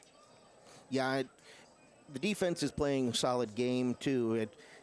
Just that whittling down. But I think in the long run, if we can hold Wagner on their opening possession and then score ourselves, they're going to start having to get out of that run game. We've had some luck moving the ball, and right now the defense, they haven't let us down. I mean, they have come through on several occasions. It's just that we have to contain the quarterback. The quarterback is killing us right now. And Wagner is clearly playing with a chip on their shoulder, and they're playing with a lot of emotion. The problem with it is, anyone will tell you, if you've watched a lot of football, that won't carry you through a full game. And I think that you're going to see, as the second half goes on, I think you're going to start seeing Cushing separate. Yeah. And that's what we're looking for. And the Tigers went in at halftime. They've made the adjustments. They're going to come out strong and hard. Want to thank RCB Bank, that's my bank, for the halftime report. And again, RCB has been a proud sponsor all year long for the Votes Notes, and we do appreciate that. I do appreciate that. Ish, you've been with me for the last 3 games, and totally appreciate your insight and your knowledge on keeping the stats is much better than mine. Just electronically. And so it's halftime. Tigers lead it 21-14 in the title game, or the championship game, as the Tigers come back out. And they look really good coming out. They seem to have a good energy coming out. Like they're looking to get on the field and correct some of their mistakes. And they came out ahead of Wagner, so they're ready to play. So we're going to send it back to our producer, Joe Kennedy. Merry Christmas.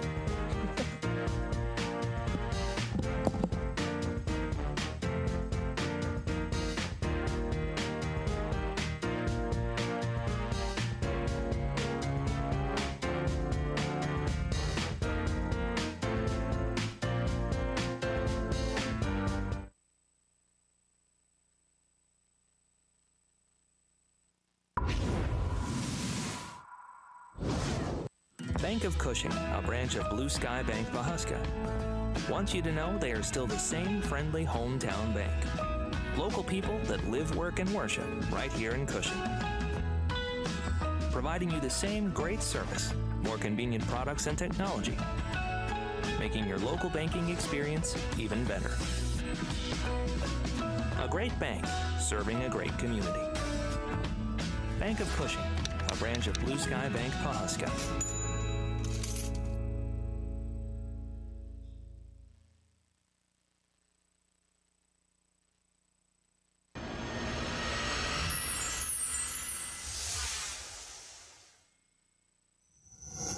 Since 2003, Pro Events has had one singular focus: great audio, video, and lighting systems.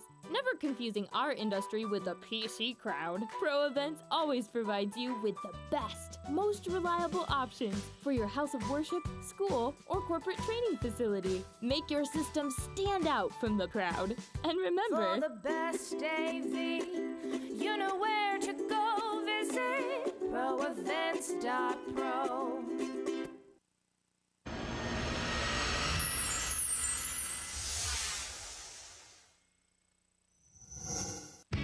RCB Bank is more than a transaction. We work to make your life easier. We help build your business. We finance your dreams. We grow your legacy. We build relationships with our communities. Come in to find out why our customers always say, RCB Bank.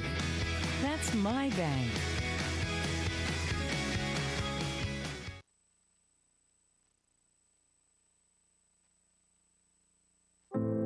when you have a team of physicians and nurses that really truly care about their patients, that translates into patient care. It's a small practice, it's a small town. Everybody really takes that time to put the patient first. Everybody cares what's happening to me and that I'm making progress and I'm gaining my freedom back and my mobility back. This patient is saying thank you.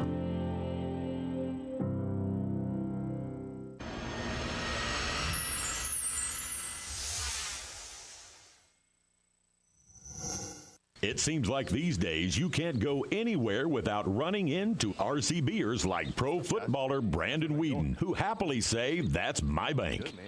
We're committed to providing you with hometown community banking services, keeping your money safe and secure. Hey, am I doing this right? Don't worry, we're way better at banking. RCB Bank, that's my bank. Located at 300 North Harrison Avenue in Cushing.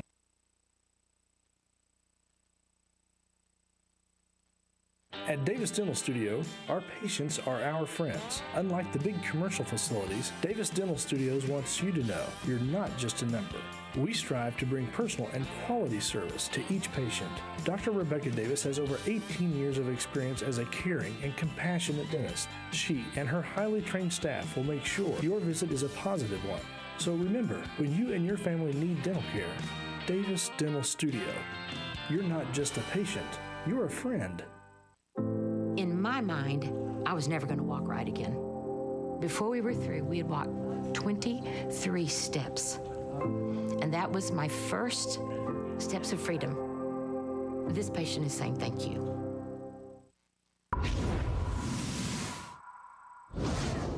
Bank of Cushing, a branch of Blue Sky Bank Pahuska, wants you to know they are still the same friendly hometown bank.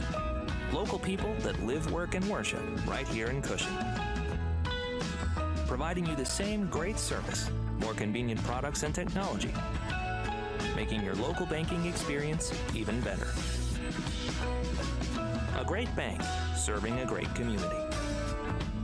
Bank of Cushing, a branch of Blue Sky Bank Pahuska.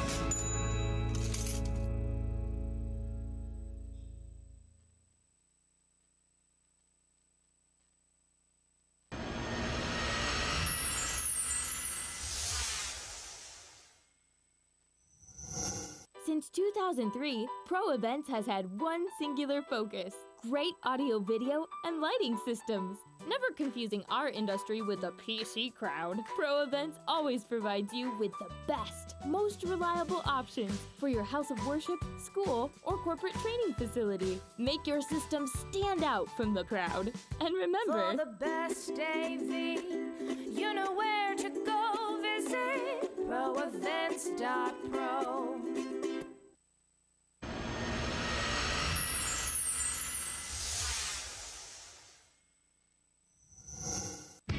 RCB Bank is more than a transaction. We work to make your life easier. We help build your business. We finance your dreams. We grow your legacy. We build relationships with our communities. Come in to find out why our customers always say, RCB Bank. That's my bank.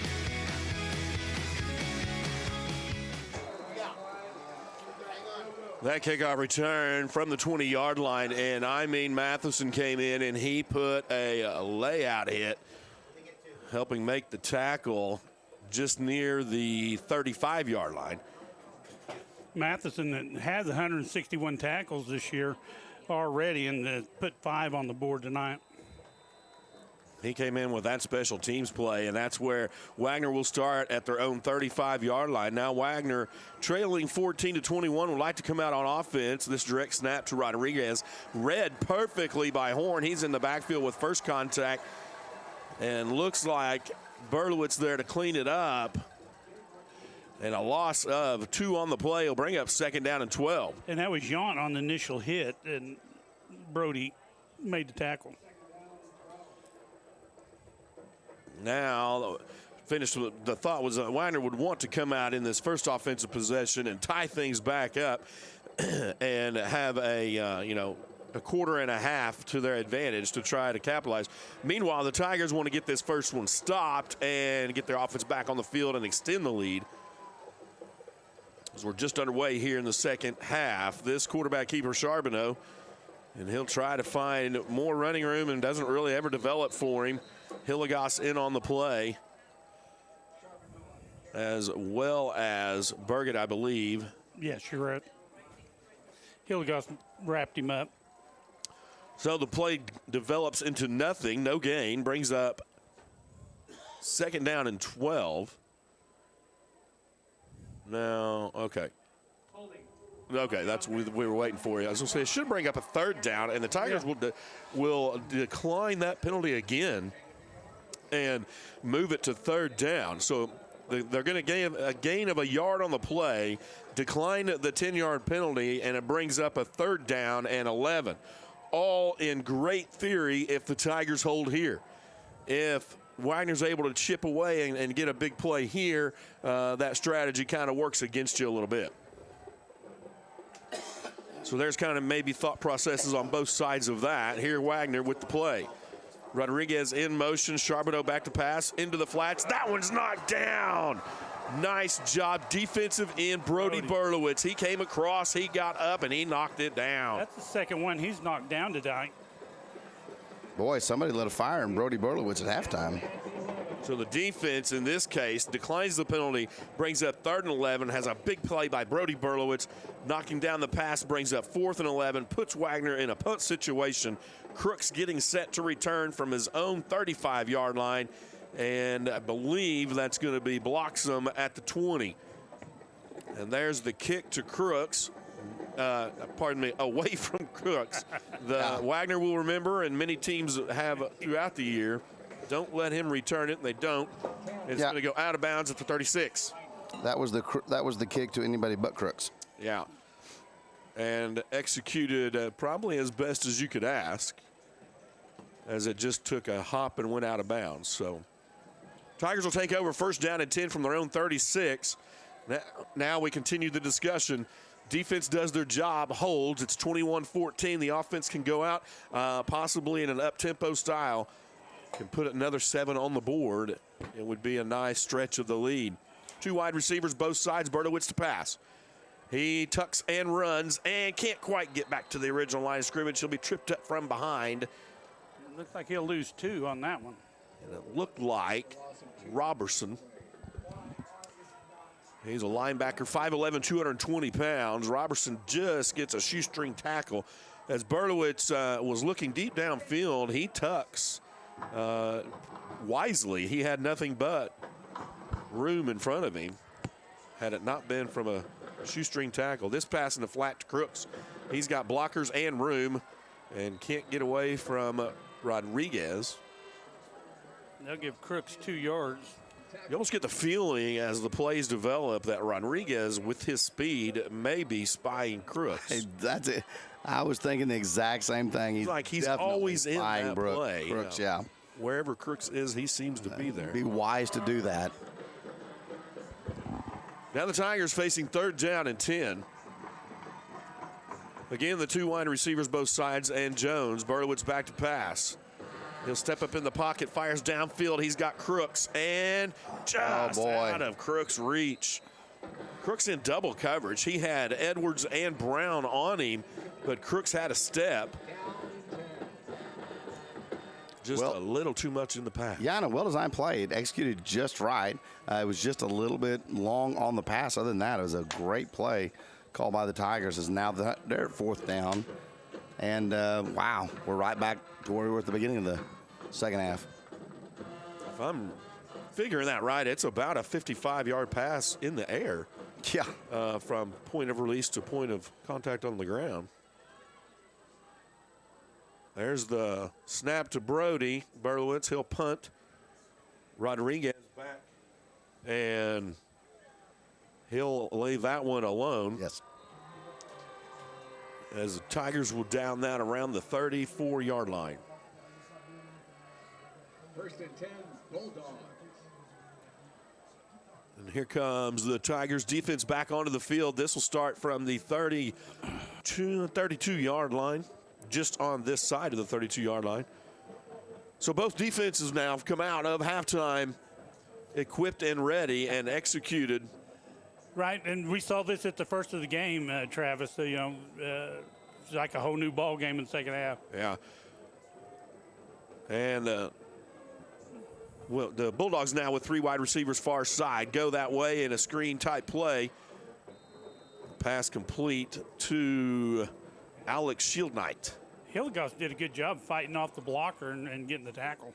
That screen pass designed to do exactly that, screen to open him up, and Hilligoss fought through it. You're right. He had the position and fought through that. It does go for a gain of 6 on the play. It'll bring up 2nd down and 4, and the ball will go to the 39-yard line. Well-designed play. I like the way it developed. It's similar to the play that the Tigers have run to Crooks a couple times, those screen passes in the flats. Rodriguez now split out to this far side. Charbonneau looks that way, then looks back the other. He throws that pass way out of everybody's opportunity. And again, Jones was over there on the coverage, and that was Edwards, I believe, the intended receiver. I kind of give Jones credit on that. He kind of got in the way, and the receiver just could not get open and get around him.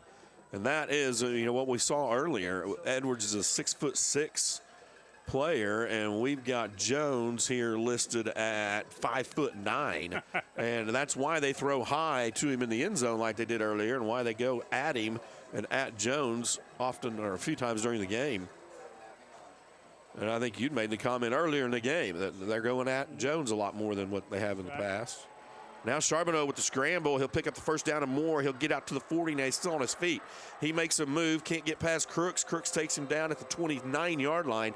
Big gain as Charbonneau turned a would-be pass play into a no pass play and made something out of it. Made some very positive yardage out of that. And again, on the cusp of another 7 points. Yeah, a couple missed tackles towards the end of that play, but it all just kind of opened up for Charbonneau, who almost, had he stayed in the pocket, would have met the resistance of the defense and been tackled for a loss. So credit him with a good escape and a good positive yards. And this direct snap to Rodriguez, and Berlowitz is in the backfield to break it up. He does, but Rodriguez stays on his feet and gains a couple. Maybe one. It'll bring up 2nd down and 8. Crooks and I believe that was Heisler on the tackle. Well, the Tiger defense now kind of with their backs against the wall. They have that 7-point lead, 21-14. We're approaching the 7.5-minute mark here in the third quarter. Again, Wagner's done a great job on time management. Here's the Bulldogs, Rodriguez again, I believe, and the Tigers are all in the backfield and make that one go for a loss. You have Yount along with Heisler and, of course, Moreland in there on that one, too. I believe that was, they do a direct snap to Rodriguez, and he usually just is like a wildcat look. He just takes off one direction or the other. That was a fake handoff that kind of threw me off because normally Rodriguez doesn't fake any sort of handoff. That loss will spot the ball at the 30-yard line. It'll bring up 3rd down and 11. Big play here. I believe Charbonneau now takes the snap, looks downfield in the direction of Edwards. The pass looks complete to the 25-yard line, immediately on the coverage for the Tigers. Is that, Hilligoss on the tackle. I believe the pass was complete to Skeen or Shieldknight. So from the 23, check that 24-yard line. It's 4th down and 5. And as best we can tell right now, the Tiger fans are getting loud as, the Bulldogs will go for it. 6 minutes remaining. Contain the quarterback on this one. Charbonneau looking to pass. Goes over the middle of the field. It's caught. It is Shieldknight with the reception. The Tiger defense was there. Yount was in on the tackle. But it does go for the 1st down. So the Bulldogs able to convert now in the red zone at the 17-yard line. And it'll be a first down and 10. Tiger defense really looking to make something happen here. They just haven't found that combination yet. One man in motion is Brown. Charbonneau to keep. Gains a few, still on his feet. Burgett there to take him down. Along with Brody. Barlowitz also in on the play. Gain of 3. It'll be spotted just inside the 15-yard line. We'll go ahead and mark it to the 14 and bring up second down and 7.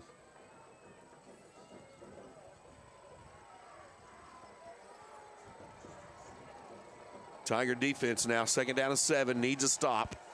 2 wide receivers both sides. Charbonneau with no running backs. A double tight set. Possibly quarterback design run, and it is. He'll head off to his right towards us, and there for the tackles, Yount. Yount in there to cut his feet out from underneath him. Not before he makes it to nearly the 11-yard line. Gain of a couple on the play to bring up third down and 4. Possibly the biggest third down of the game so far for the Tiger defense.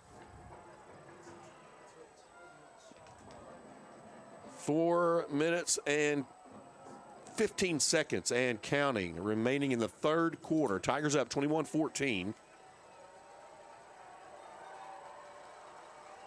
And 2 wide receivers both sides. Rodriguez in motion. Pass to Rodriguez out of the flats. He's immediately tackled, not before he gets close to the first down.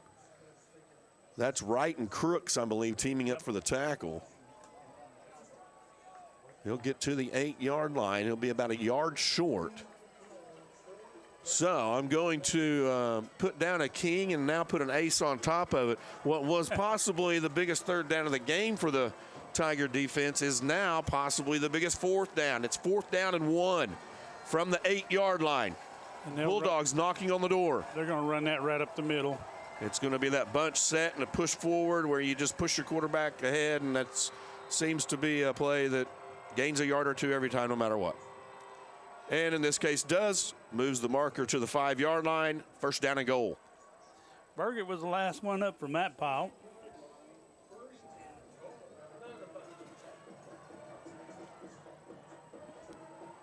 Again, still 21-0, and Wagner just ate the clock up here in the third.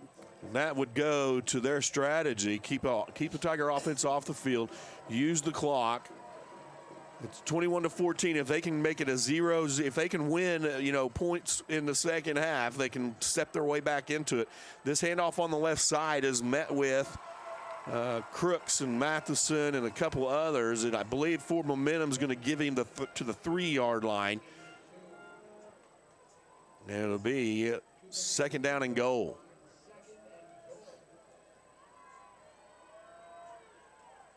So the Tiger defense now. Man. Yeah. Being called on heavy. Trying to protect a 21-14 lead as we're under 3 minutes, starting to approach the 2 minutes in the third quarter. This direct snap. Rodriguez dropped in the backfield. Matheson read it, gave it up, a loss on the play. There are penalty flags down in the end zone and some extracurricular activity. This ball is going to be placed at the 8-yard line. Great stop by Matheson. The 2 players that have kind of gotten tangled up. We'll see if this doesn't go against both teams and be offsetting penalties, or we'll let you listen in. After the play is over, personal foul, unnecessary roughness on the defense. 9 minutes to the goal. The count counts. So they call it on 1, and it's against the Tigers. And the Tigers got to stay poised here. I saw the 2 players kind of tangled up, and oftentimes, and I think is the case here, the second person is normally called as the person who instigated, gets the penalty even though they didn't instigate the extracurricular. So half of distance to the goal is going to put the ball just inside the 4-yard line, and it will be third down and goal. Tigers looking for another big play like the last one they had. Play clock is down. Oh, yeah, still just 20 seconds, so plenty of time there. The game clock is at 1:45 in the third quarter. This back and forth game between the Bulldogs and the Tigers now, proving all it was meant to be. The Charbonneau with the fake handoff and the keep. He will find the end zone. Just gets in behind a couple blockers and is a little bit shifty. Yeah, Burgett got the tackle, got the hit on him, knocked him down. But not before he crossed the line.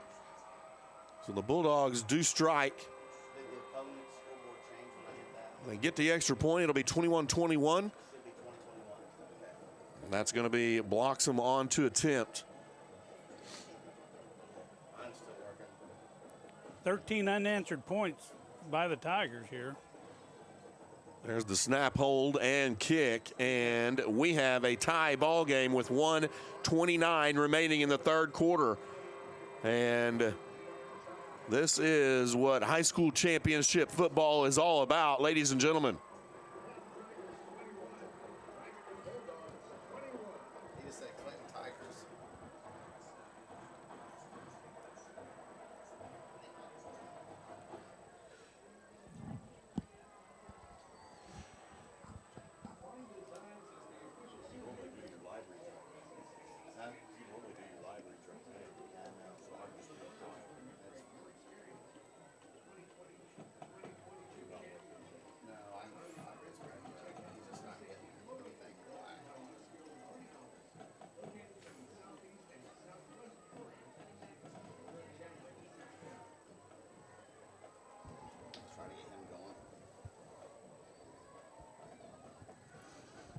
All right, ladies and gentlemen, I want to talk about a few more of our fine sponsors here, if it works, and it's not kicking over. Okay. Cushing Family Pharmacy and Compounding Center. We know how to treat you right. Med, Sync, Immunizations, and Compounding, 918-225-5200. Right back to you guys. Bloxham now getting set to kick from his own 40-yard line. And then, to Wagner's credit, they have been able to keep the ball out of Crook's hands most of the night on special teams, and they probably continue to do that. And whenever the Tigers are on offense, I do think that they've had Rodriguez, their fastest player, spying him, and we've not been able to get him loose. Here's Brody Berlowitz calling for the fair catch. He'll take that to about the 34-yard line, and that's where the Tiger offense will take over. 1:29 remaining in the third quarter. We are all tied up 21-21. You talked about Crooks. They've kept him down to 54 yards in receiving yards. So from the 34, the Tiger offense set. Two wide receivers both sides. Tigers now trying to get started. They have not had the ball very much in the third quarter. They had it for 4 plays in the third. Run pass option, Jones, and he does give it to him, and he's met in the backfield. That's going to be a tackle by Roman Garcia. That was -2 for Jones. He's down to 10 yards on 5 carries. The Tiger offense, first play from a line of scrimmage in this drive, goes for a loss, 2nd down and 12. Berlowitz now rolling to near side, stops, plants, fires, just out of the reach. That pass intended for Yount, I believe. Yes, Yount. There's another Wagner Bulldog, a little bit slow to get up, and now he's limping really bad, and he just takes a seat. They're going to come out and see to him. That is Roman Garcia. So there'll be a timeout on the field, an official timeout on the field. And Wagner has done all but stop the offense for the Tigers here in the third. Tigers were 4 and out on their first possession, and all right, now they're six plays and I think negative yardage into the third.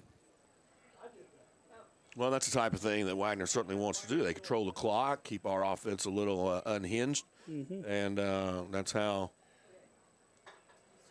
you start to take back over control of the entire game. Absolutely.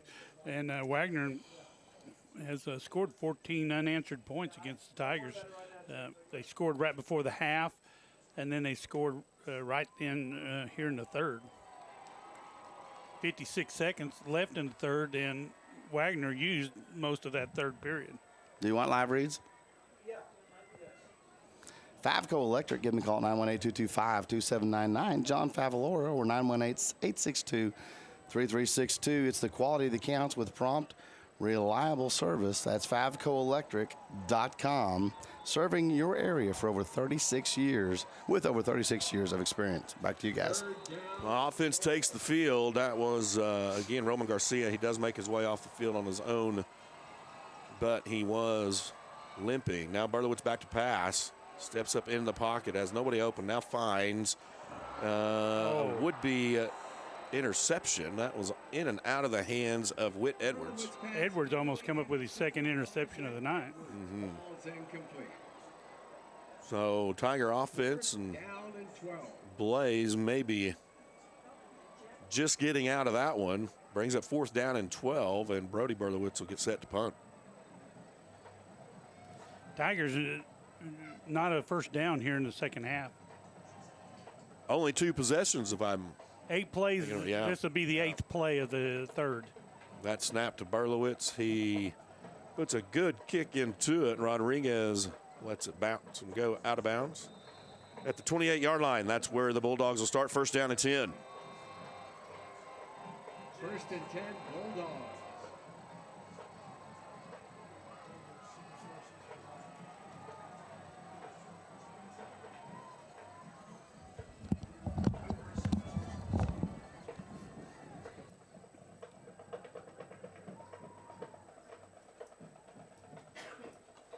Big defensive stand here. Tigers has got to hold them here. Yeah, 21-21 is a score.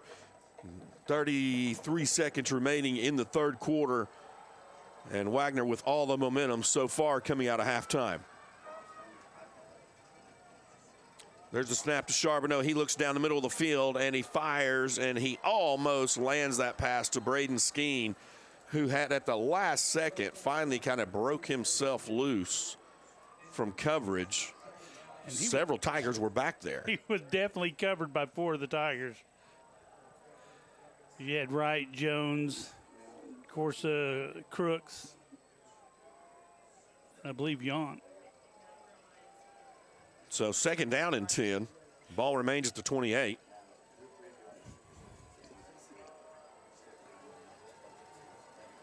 Charbonneau will take this snap at quarterback. Has 2 wide receivers. One in motion now is Rodriguez. That handoff is fake to him. Charbonneau keeps and still on his feet. Eventually, he fights his way to the 33-yard line, so a gain of 5 on the play. It's like Crooks was in on that along with Heisler.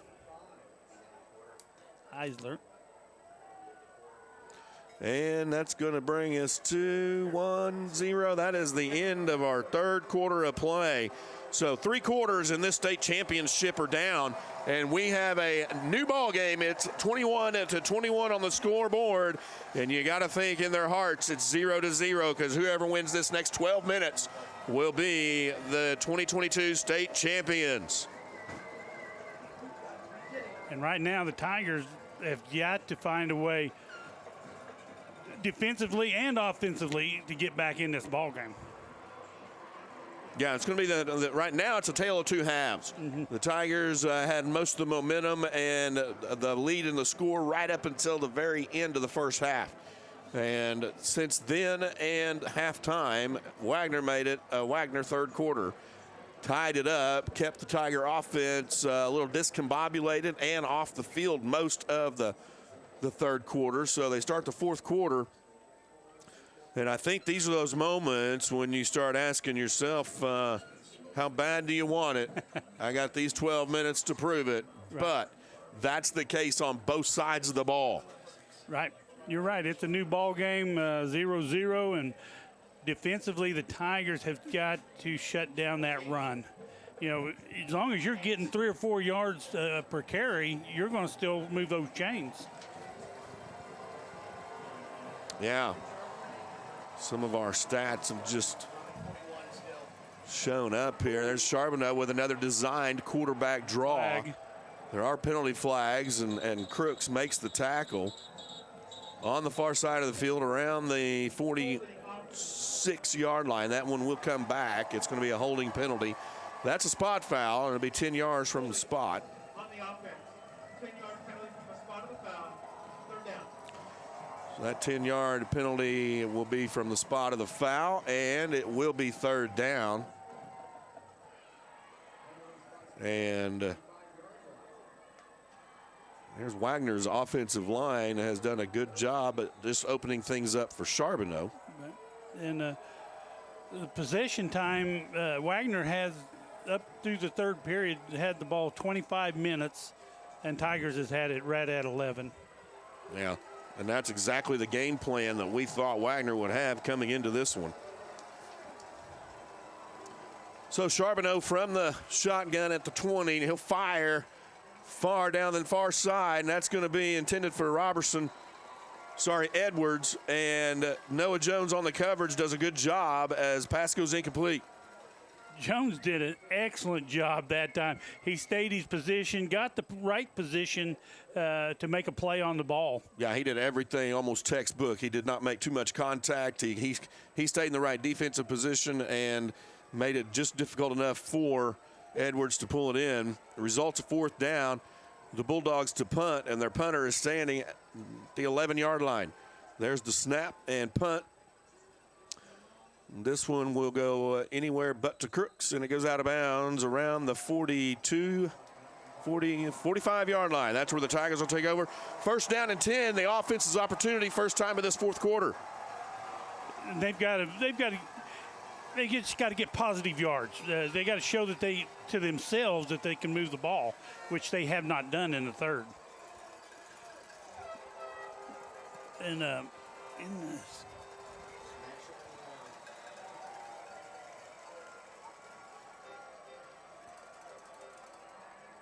The Tigers coming out in there in that bunch set look, two wide receivers far side. Crooks in like a slot position, Jones in the backfield. That's Brady Matheson in like a tight end position.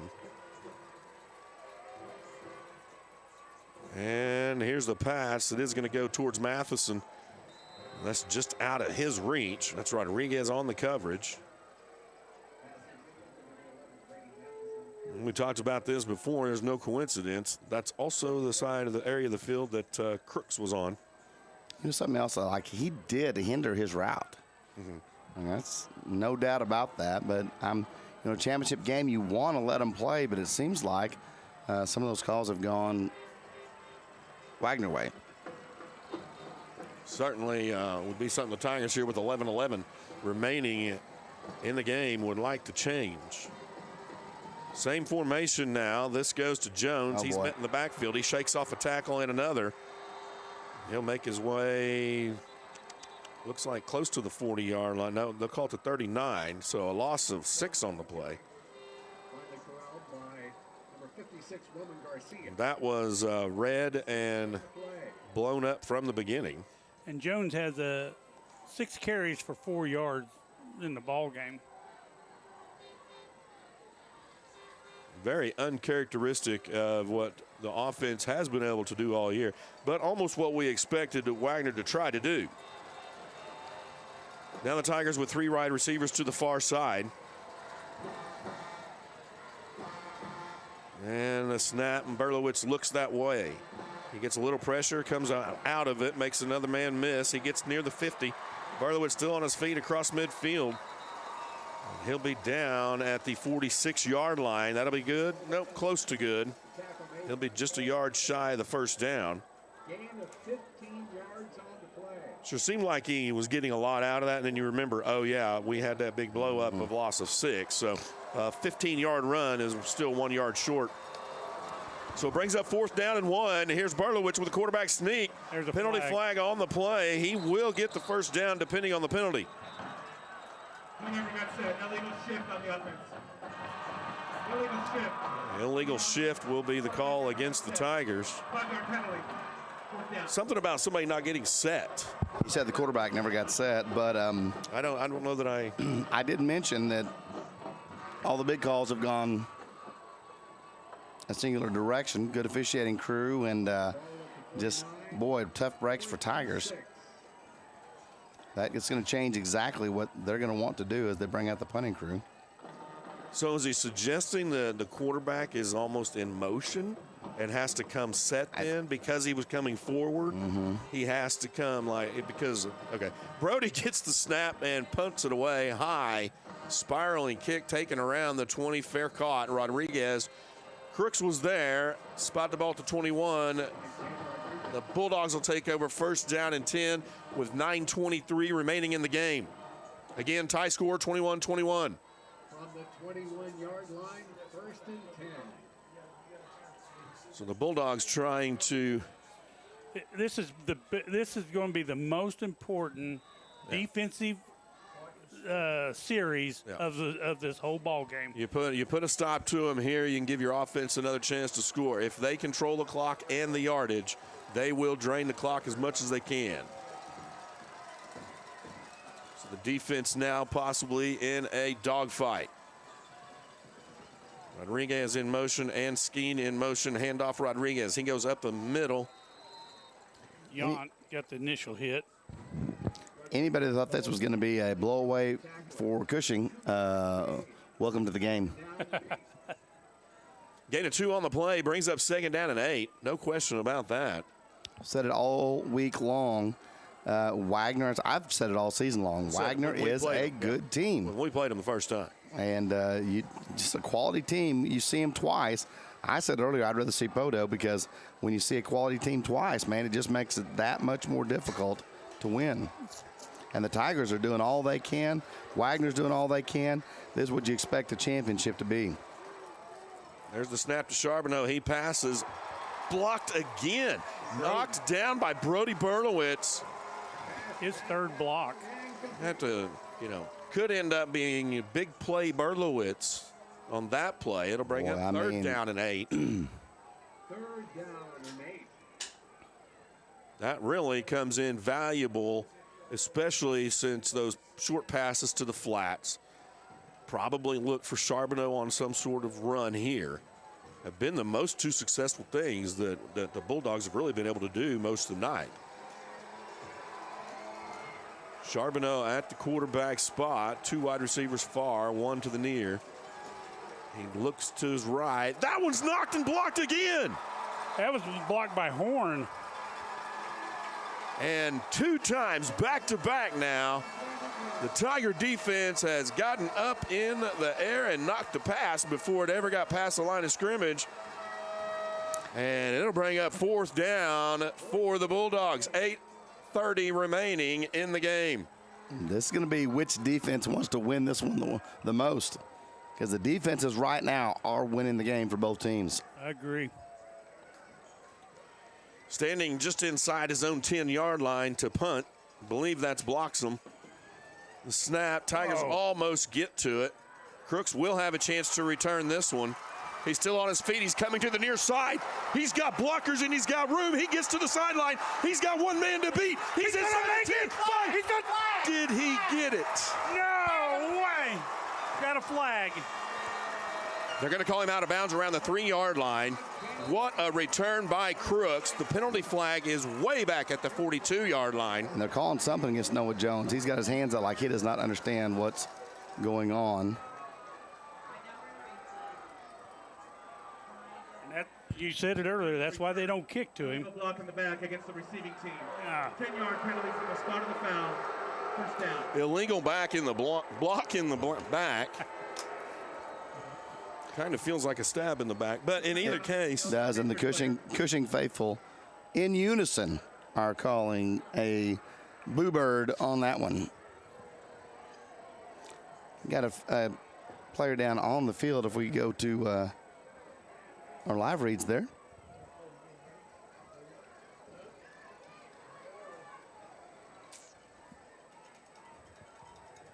Are we there? Okay. They're watching you guys are seeing that replay and looking for the block in the back. Man, And that's why Noah Jones had his hand up. Yeah.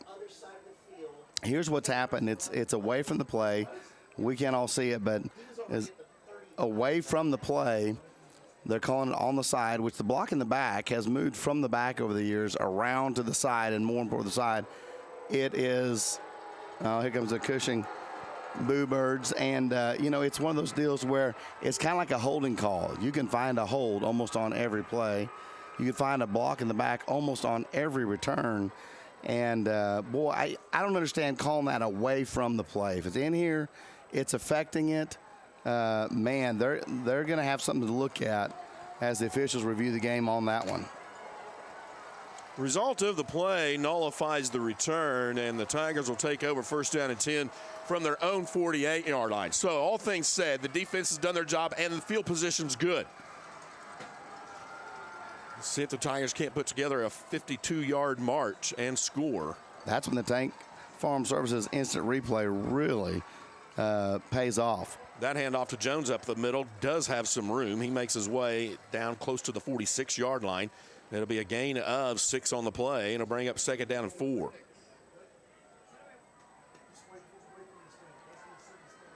So Jones, wondered what he did on that last play. Maybe took a little bit of his frustration out on that run. Here's Barlowitz now with the snap, hands it to Jones again. He's still got room. He gets close to the first down. I think he'll get it. He's to the 42-yard line, and there's the signal. It will be a first down. Jones says, give it to me twice. Give it to me twice. Up the middle. Flags move, and 7.5 minutes remaining in the game. That's what we're going to call a Noah Jones first down right there. Could we possibly see the Tigers go to the same philosophy of using the clock? That handoff to Jones, looking for room, gets a little. He'll get to the 38-yard line. And again, this drive is the same thing Wagner has done to Cushing throughout the entire third quarter. And man, Noah Jones got manhandled down on the bottom of that pile. His head wrenched around. Not before he gained 4 yards, and it'll bring up second down and 6. We talked about it early in the game. You can do that 4 or 5 yards per carry. You can do it all night long and just keep gaining first down after first down. We'll see if the defense adjusts. Tigers now 3 wide receivers far side in a bunch set. This screen set play goes to Yount. He tries to get away from the Bulldogs, but can't. So a loss of 2 on the play, spots the ball at the 40-yard line. And it'll bring up third down and 8. I know the philosophy. You've established the run. Yeah. Now you're going to pass. I don't always understand the philosophy of passing in the flats on that, but we haven't been effective on that. We need to move this one on up. And it's a difficult call, I know, for the coaches, but this is not a game where you can play it safe. Possibly a Crooks over the middle pass would be a good time for. We'll see. Barlowitz over the middle, Matheson in a crossing route, any of those. Yeah, here's Barlowitz on a scramble, and he just tries to fight for what he can get. And it looked like it was designed for him to roll out to the left, to the far side of the field, but it just looked like nothing was open, so he just tucked it and ran, tried to gain a few, and he did. It's going to move the ball to the 38-yard line, and it's going to bring up a 4th down and 6 as we approach the 5.5-minute mark. So the Tigers look to be going for this one. Extremely important play for the Tigers here. Maybe use a timeout and draw them off sides.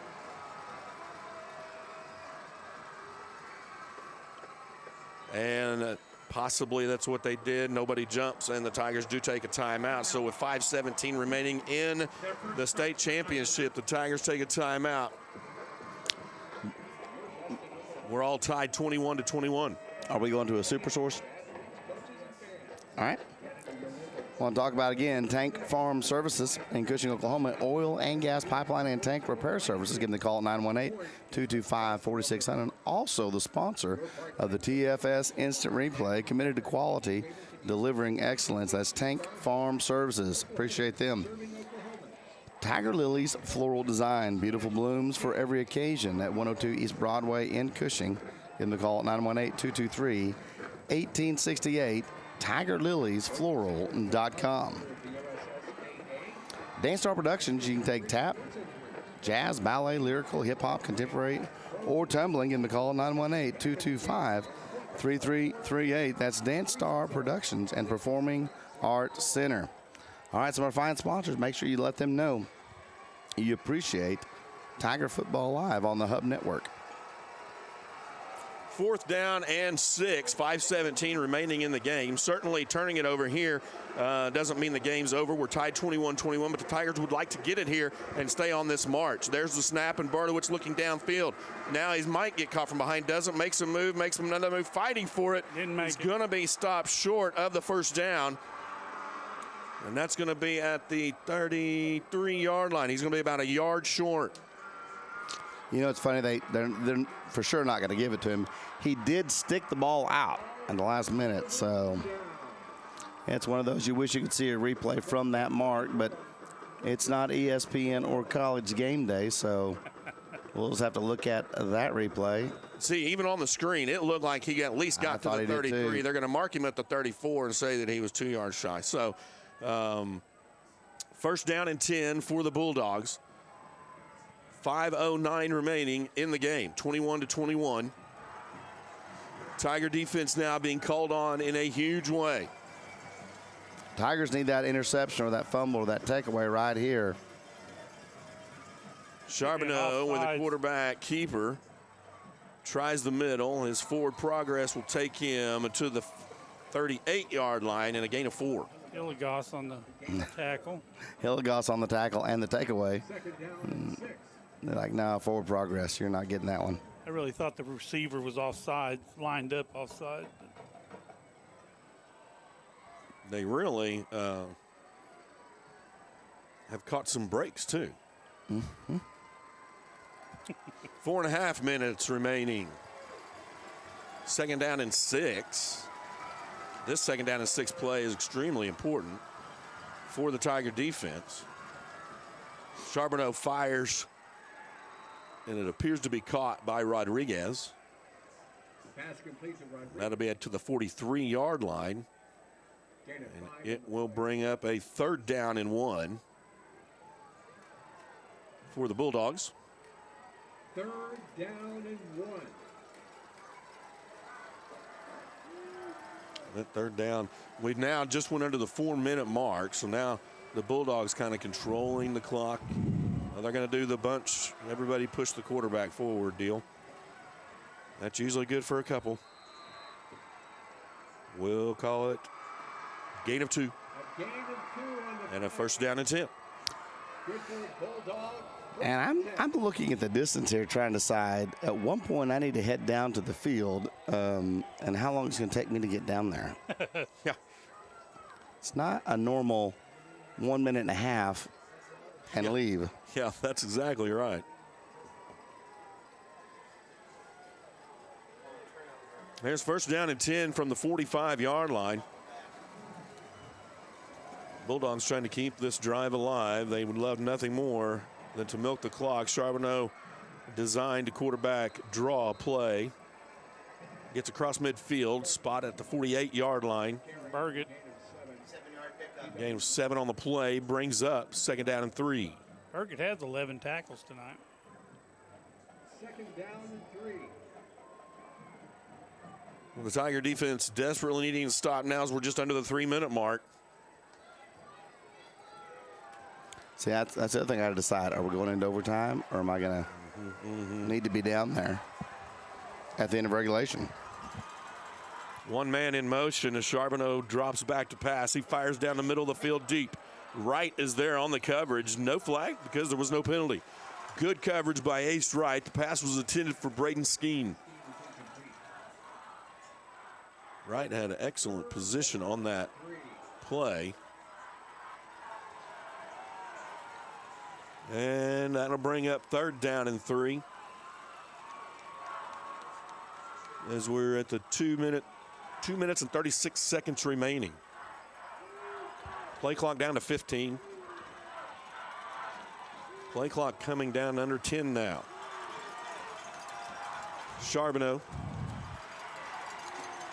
One man in motion to Rodriguez. Charbonneau keeps over the right side. He's going to get close to the first down. They're marking short. But I'm guessing a whole bunch of people piled up, pushed me from behind. They're marking him short, but boy, he's getting a generous mark there. Uh-huh. I got Jones and Matheson on that tackle. We'll bring up a 4th down and 1 as we're getting close. Anybody want to call this play? Anybody? Yeah. Any guesses? The bunch up and push. Bunch up and push me. 2 minutes remaining in the game, 21-21. Here's Charbonneau in the look. There's the snap and the push. It's usually good for 2, and they give him 2. He's to the 30. Check that 44-yard line. It'll be a first down and 10.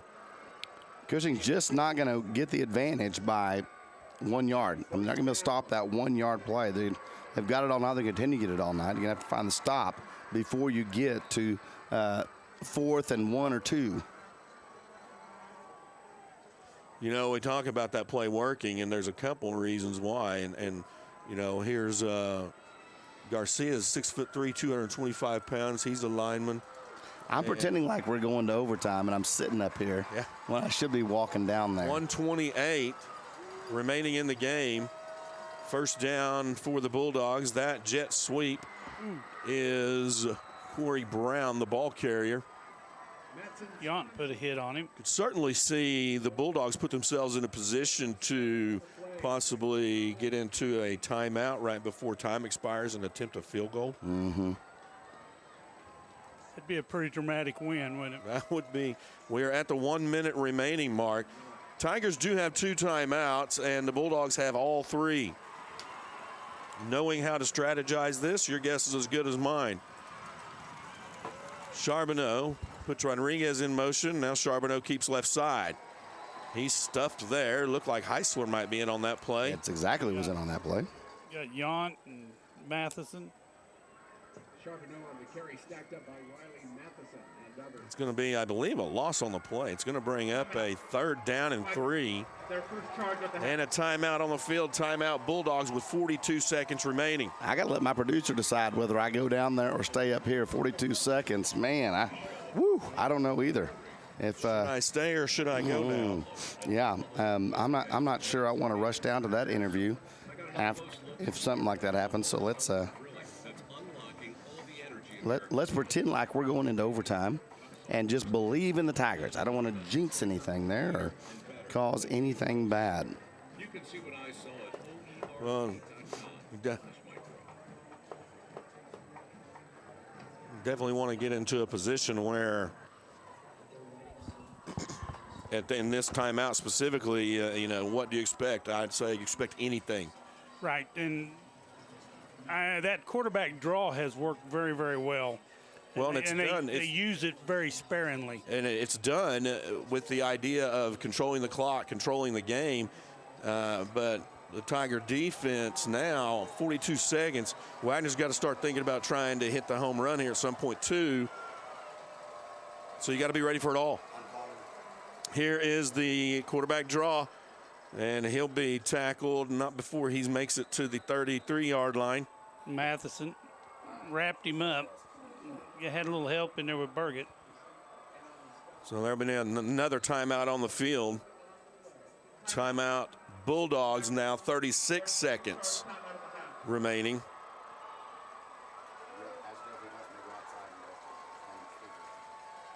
$33 yards, 36 seconds, 21-21. And the thing is, the last time they attempted a field goal, he had the distance, he just didn't have the aim. Yeah, and that's the thing. I mean, I watched him warm up before the game, and you know, he's listed as a kicker on offense and a kicker on defense. It's like he specializes in kicking. Yep. And you can certainly see that type of position being what Bulldog fans would take it either way. Yeah, and they'd love to give him another 10 yards closer. Yeah. The Tiger defense now still looking for that takeaway, that good hit that caused that fumble, that possible interception or something. Looking for some magic. 36 seconds remaining. Charbonneau now with Robertson by his side. Hands off, keeps, and throws it out the flats, and Yount is there. Wow. Gentlemen, Yount saved that play and possibly the entire game with that play. Listen, if it goes down, that is 100% the Blue Sky Bank Big Tiger play right there by Mr. Yount. That's absolutely correct. That saved, because it opened up. It was 2 fakes in the backfield. And just designed for Charbonneau just to easily throw it out there. And had Yount not read it, I mean, that looked like a touchdown. 11 tackles and a key block here in the 4th. The Bulldogs now clock stopped at 31 seconds, facing 2nd down and 10. The snap to Charbonneau, fires down the middle of the field. Almost caught. That pass was intended for Shield Knight. Yount and Hilligoss saved, again, another long game. You know, here's another deal with Shield Knight. You know, it looks like there's 3 defenders around him, and there is.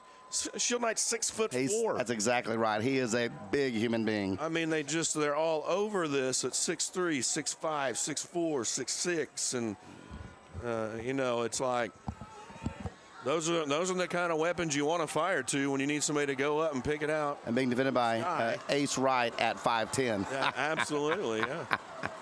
Here's Charbonneau now, 3rd down. Hands off to Rodriguez. Rodriguez still on his feet. He gets the 1st down. He's down to the 15-yard line. There's 19 seconds remaining.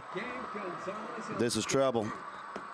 I do not see any timeouts remaining for Wagner. Here's Charbonneau in a hurry-up. He'll spike the ball. 13 seconds remaining, and I'm not sure why the clock stopped there. To move the flags. Yeah, right? I know that, but I mean, is that why? That would be the only thing, but I think they're supposed to keep it going.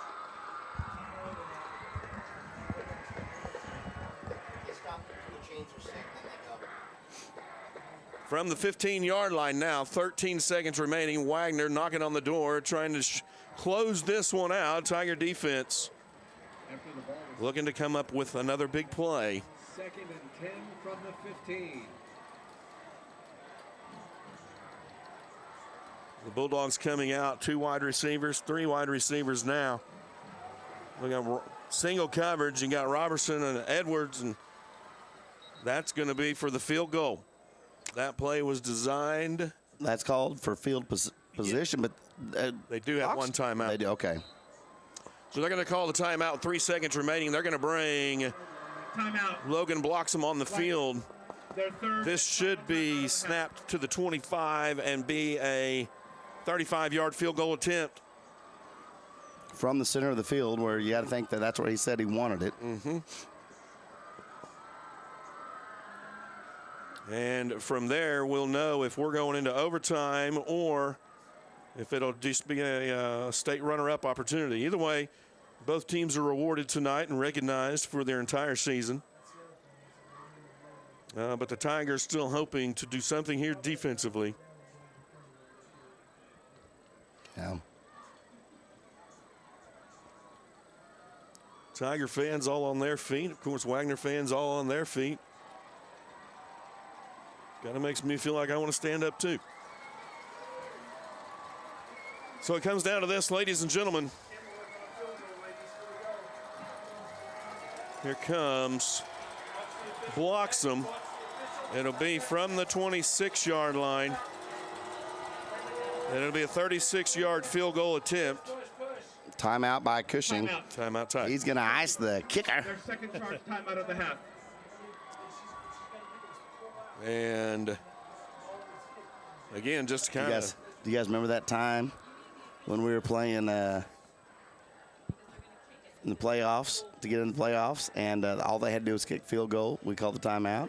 Iced their kicker. He missed the field goal right in the play. It was Christian. It was what Christian school was that? It's like Rejoice or one of those. It wasn't Rejoice. That'd have been lower league. Yeah. Maybe Metro Christian or something like that. Yeah, anyway, that sounds familiar. Oh, it was what's ORU school? Or not ORU. Willie George. What's that school over there? Liberty? No. I'll think of it. Liberty Christian. Yeah. Here's Bloxham. From the 26, it'll be a 36-yard attempt. Tiger defense will attempt to block. Here's the snap, the hold. The ball is up, and the kick is good. That will be the last play of the game. And the Wagner Bulldogs will win 24-21 with a field goal in the last 3 seconds. Certainly the way I said Wagner would take it however they could get it. It's disappointing for the Cushing Tigers. They are state runner-up. And that feat will always be in the record books for the Tigers. You got to think there's about 100 plays they're going to go back through and would have wanted again over and over and want to replay. And you can see Blaze Berlowitz, Brady Matheson sitting down on the sideline just completely dejected after that, and rightfully so. As I told everybody, Wagner is a good ball team, and they proved it right here. But, man, there's so many calls, so many penalties, so many things you could go back on that would have made the difference in this game. Well, and I think we talked about in pregame about the only thing that they could never get started the first time they played the Tigers, and that was to control the tempo, control the game, and to get their running game working. And they figured out some blocking schemes that would open it up enough, especially in the third quarter, keeping the Tiger offense off the field. It was enough to put themselves in a position to actually have that chance. I mean, nobody would script how to win a state championship in that way, and it did finally flow in their direction, which they never were able to get that done the first time. No, they just could not get that offense, the running to passing. They just never could get that balance there. Hey, listen, never could get under. Before I step down there, state championships are hard. They are hard to win, and nobody knows. And playing a team twice is difficult. And they just proved that tonight. I'm going to slip down there and see if I can catch the coach. I'll let you guys take it from here for the Ortho, Oklahoma post-game wrap-up. Yeah. Man. Bruce, a few thoughts as James makes his way down. The teams will have their trophy presentations, and then James will have an opportunity to visit with Coach, and we'll bring that to life. But your first few thoughts here, maybe some stats here in the second half. Yeah, the rushing, it just wasn't there. I had Jones 9 carries for 18 yards. That's uncharacteristic when he's usually in triple figures at this point. And when your quarterback has 8 carries for 38 yards, there's an issue there with your running attack. You're going to have to make some changes. We just didn't make the right changes. Could you have brought Horn in to go a little bit north and south, try that out? Of course, but, we could second guess this game all 4 quarters. Tigers, the big curse for me, for the Tigers, Travis, is the Tigers didn't play 4 quarters enough this season. Yeah, certainly. That's one of the only times they've played an entire football game. And they've been fortunate and been in situations with bigger wins than they didn't have to finish games. Younger players got experience. And I think we're going to look back, unfortunately, and we're going to look at a kick return by Crooks that he fought hard for and got down to the 3-yard line. And had that, they're going to call it a block in the bag. People will question it. They'll watch it. This happened a couple years ago in a football banquet. Somebody had got the pass that wasn't caught in the end zone and caused the Tigers to lose a game. Somebody had gotten it on film and they re-showed it at the football banquet, and it was like he obviously caught it. Right. People are going to argue over that call because that put the Tigers back here, back at the 48-yard line. It changed, probably in my mind, that re-scripted the entire rest of the game. Exactly. As from there, the Tigers, give it back to Wagner, and Wagner controls the rest of the clock. And when you shut down Camden Crooks, he had I think 5 catches for 53 yards. You had Brady Matheson 4 catches for 42 yards. Lane Yount 4 catches, 18 yards, and Noah Jones 3 catches for 24 yards. That tells you that Wagner came in.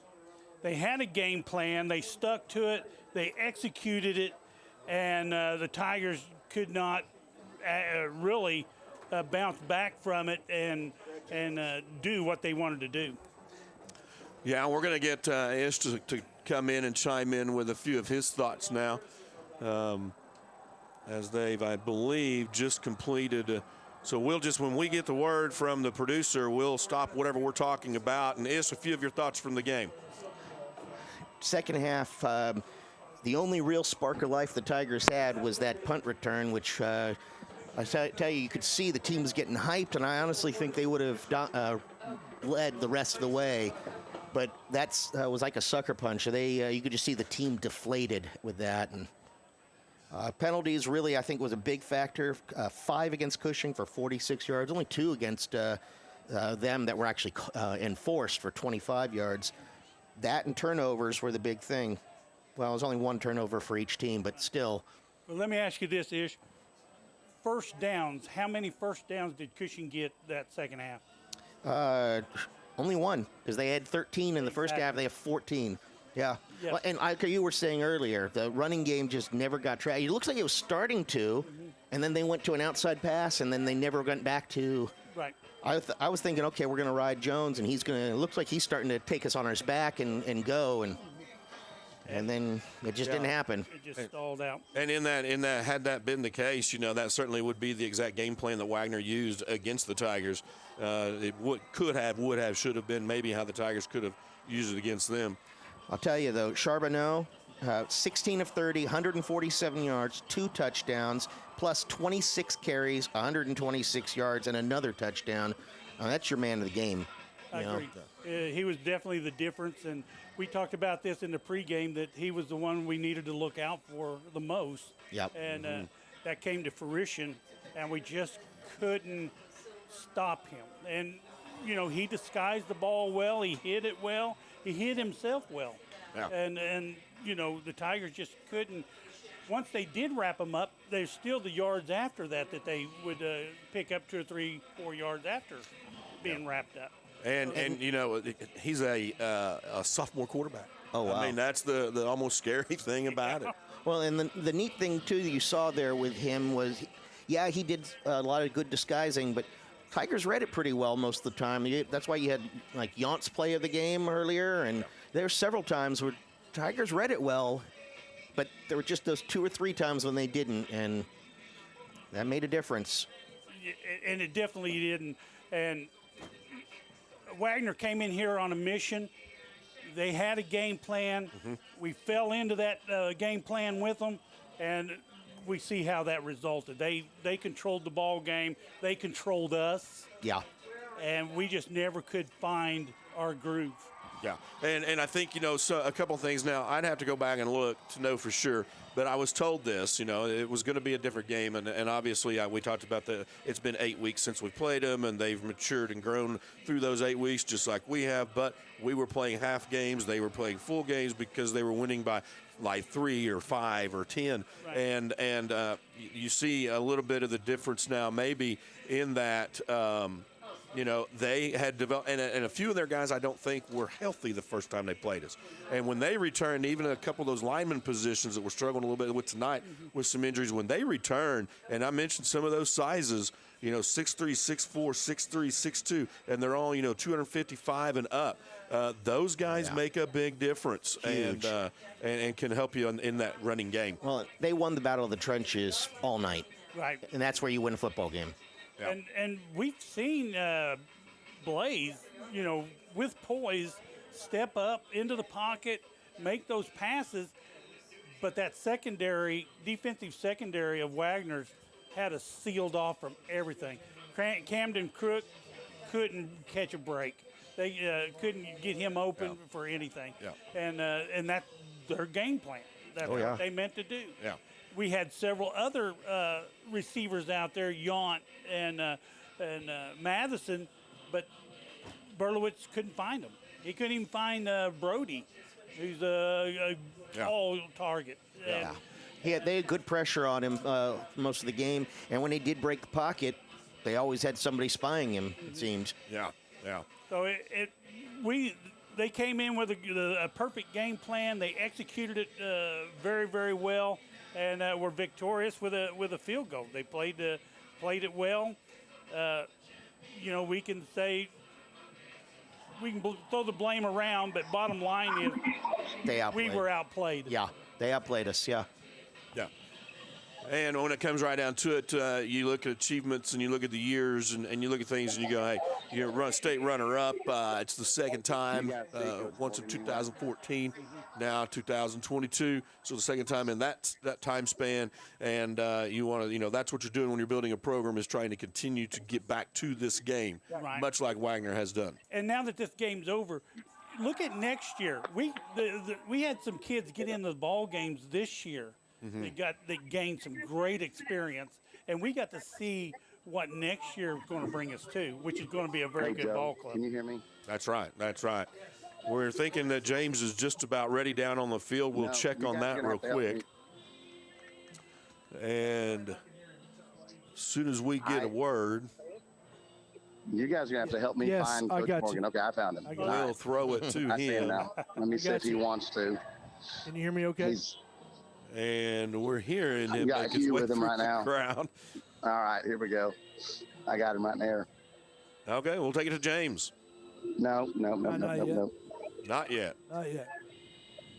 So the Tiger faithful sticking around as you would expect for a trophy presentation to show their support for a team that's going to go down in the books. Was a 13-1 overall record this year, and state runner-up, and they will forever remember that night that they, you still take a trophy home. You still get a major accomplishment out of this. Right, and, the reflection here is, Burgett, he had 6, 8, 10, 12, 14, what I caught is 14 tackles. Jan had at least 14 tackles. Crook had 12 tackles. Jones, 10. Heisler, 5 or 6. Madison, probably 10 or 12. Just shows you that they were there, but they just weren't making the stops. And you had blocks on the corners. Brody Berlowitz, 3 blocks on the corner. Horn with 1 at crucial times. But again, the Tigers could not capitalize on those big plays. The one big play that they did capitalize on was that turnover early in the second period, and that was the last time they scored. Yeah. And again, you credit the game plan. You credit the players for executing that game plan, and other thoughts moving towards. Well, one thing, I've already seen a few negative comments on Facebook about the team. The one thing I really want to point out is, okay, we didn't win the state championship, but there are how many teams in 4A that didn't get here? Yeah, that'd be 32, and so 30 didn't make it this far. Yeah, and so hold your heads high, guys. You did a great job just getting here, and you know that you belonged in this game. And the thing is, they didn't do anything wrong. No. They come here, they played the game like they played all year long.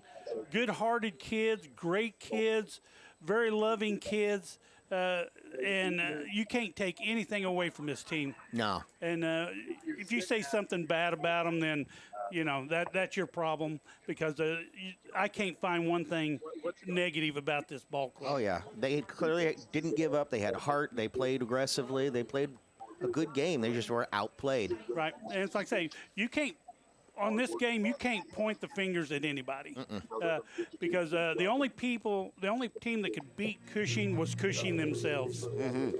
Yeah, and certainly, this doesn't. It didn't feel. I really felt like we were going into overtime. Oh yeah. And then I had remembered there as we started to get under the 1.5 minute mark. I'm like, that kid there, he can kick the ball pretty far.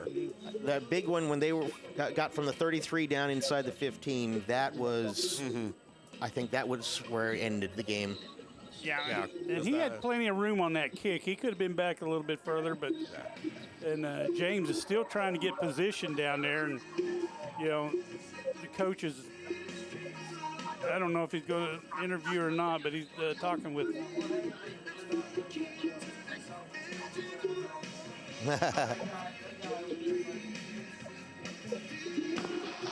And of course, in moments like this, everybody has their times of both celebrating the accomplishment of the whole year, whether you're state champion or state runner-up, and the parents and fans are allowed to come down on the field. And all right, guys.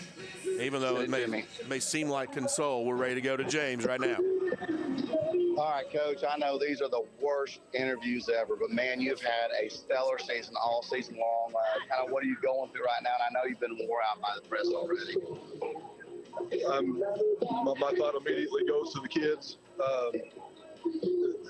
This group of seniors that we've celebrated all year, and they've been so driven to get this done and then to fall short like we did. That's my number one thought. Is those guys and what they're going through, and it's tough.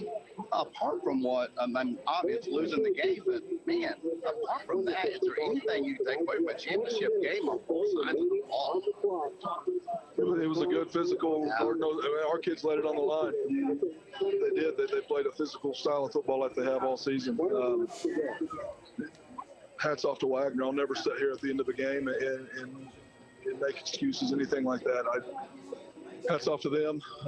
We didn't make enough plays when we needed to, and that's ultimately what it is. But again, all I can think about is these kids right now, and I hope they understand how much I care about them, how much I love them, and understand their character, their hard work, their integrity, everything that they've shown. Is what I'll remember.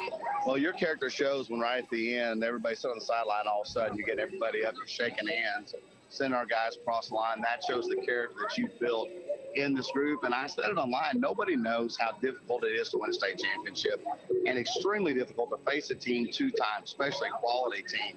And anything you want to say kind of closing out here, listen, state runner-up is nothing to knock at. I know it's not what you want.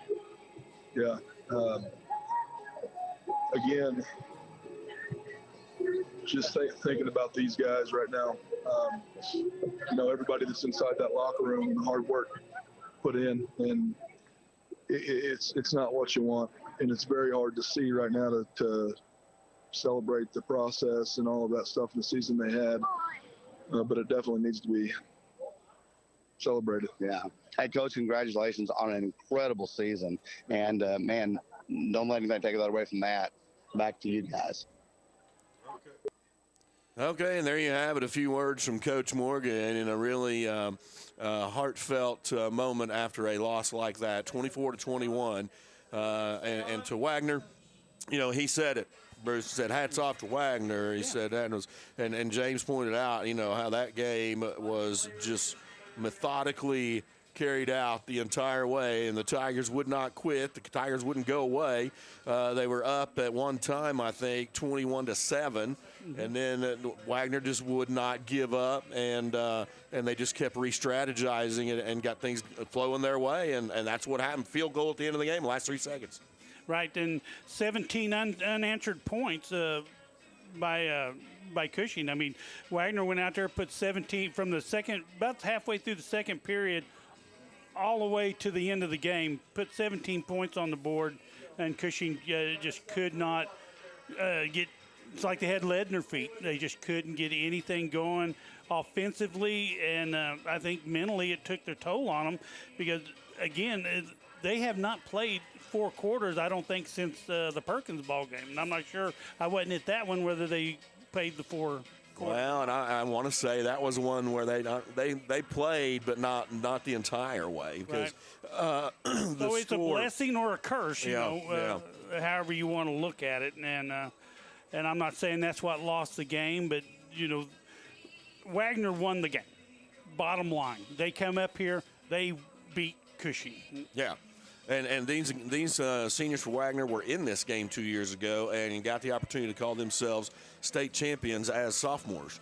And so they return in 2022 and are able to do it again. And, coincidence or not, Charbonneau is a sophomore quarterback. Yeah.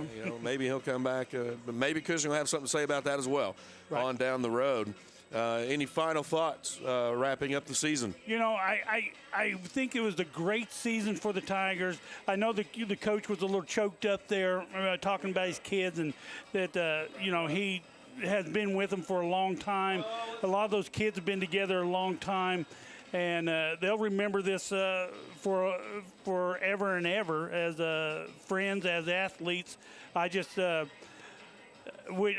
course, being for Cushing, I hope for a different outcome, but we are sitting here playing for the gold ball. We are runner-up. Like you said, our heads are high. We're going to go home, and we're going to make the headlines. Yeah, and just a few more of the statistics that kind of been thrown at us here. Just some things, you know, to point out. Possession time, I think you'd mentioned it before. 32 minutes of possession went to the Bulldogs, to Cushing's almost 16, 15:56. And that was, you know, we talked about in pregame, and then we see it work out on the field. That was the strategy, and it worked out to their advantage and to their favor.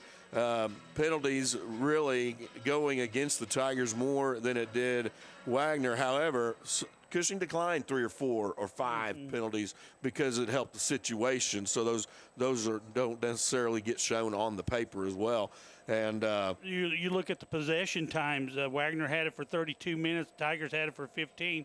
That pretty much doubles that. Passing yardage, Wagner had 147 compared to Cushing's 162. But, you know, the total, what killed us was what was on the ground. Yeah. Quarterback comparison, Charbonneau ends up with 147 yards and 2 touchdowns. And Berlowitz ends up with 162 yards and 2 touchdowns. And it looks like Crooks is going to lead all receivers with 5 receptions for 53 yards. And Gabe Rodriguez for the Bulldogs has 51 yards. When you look at Charbonneau, he had 110 net yards and a touchdown.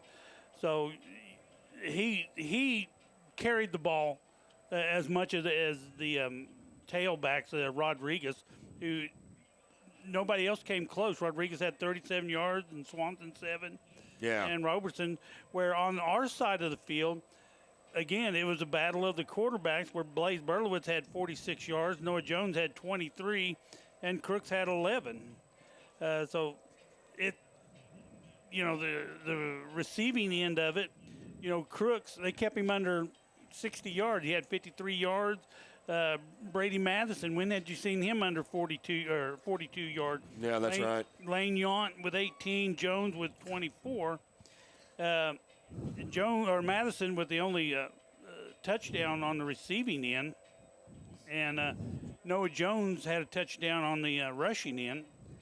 And then the one thing that is going to stand out in Tigers fans' minds forever, Crooks on his special teams had 1 return for 7 yards. Yep. Because of a penalty where he actually had a big play for about 48 yards that got him down to the 3-yard line before the penalty flag brought it back. Right. So. And then on the tackling side for the Tigers, you know, they got Burgett at 14, Crooks at 12, Crooks at 13, Yount at 12, and Riley Matheson at 12.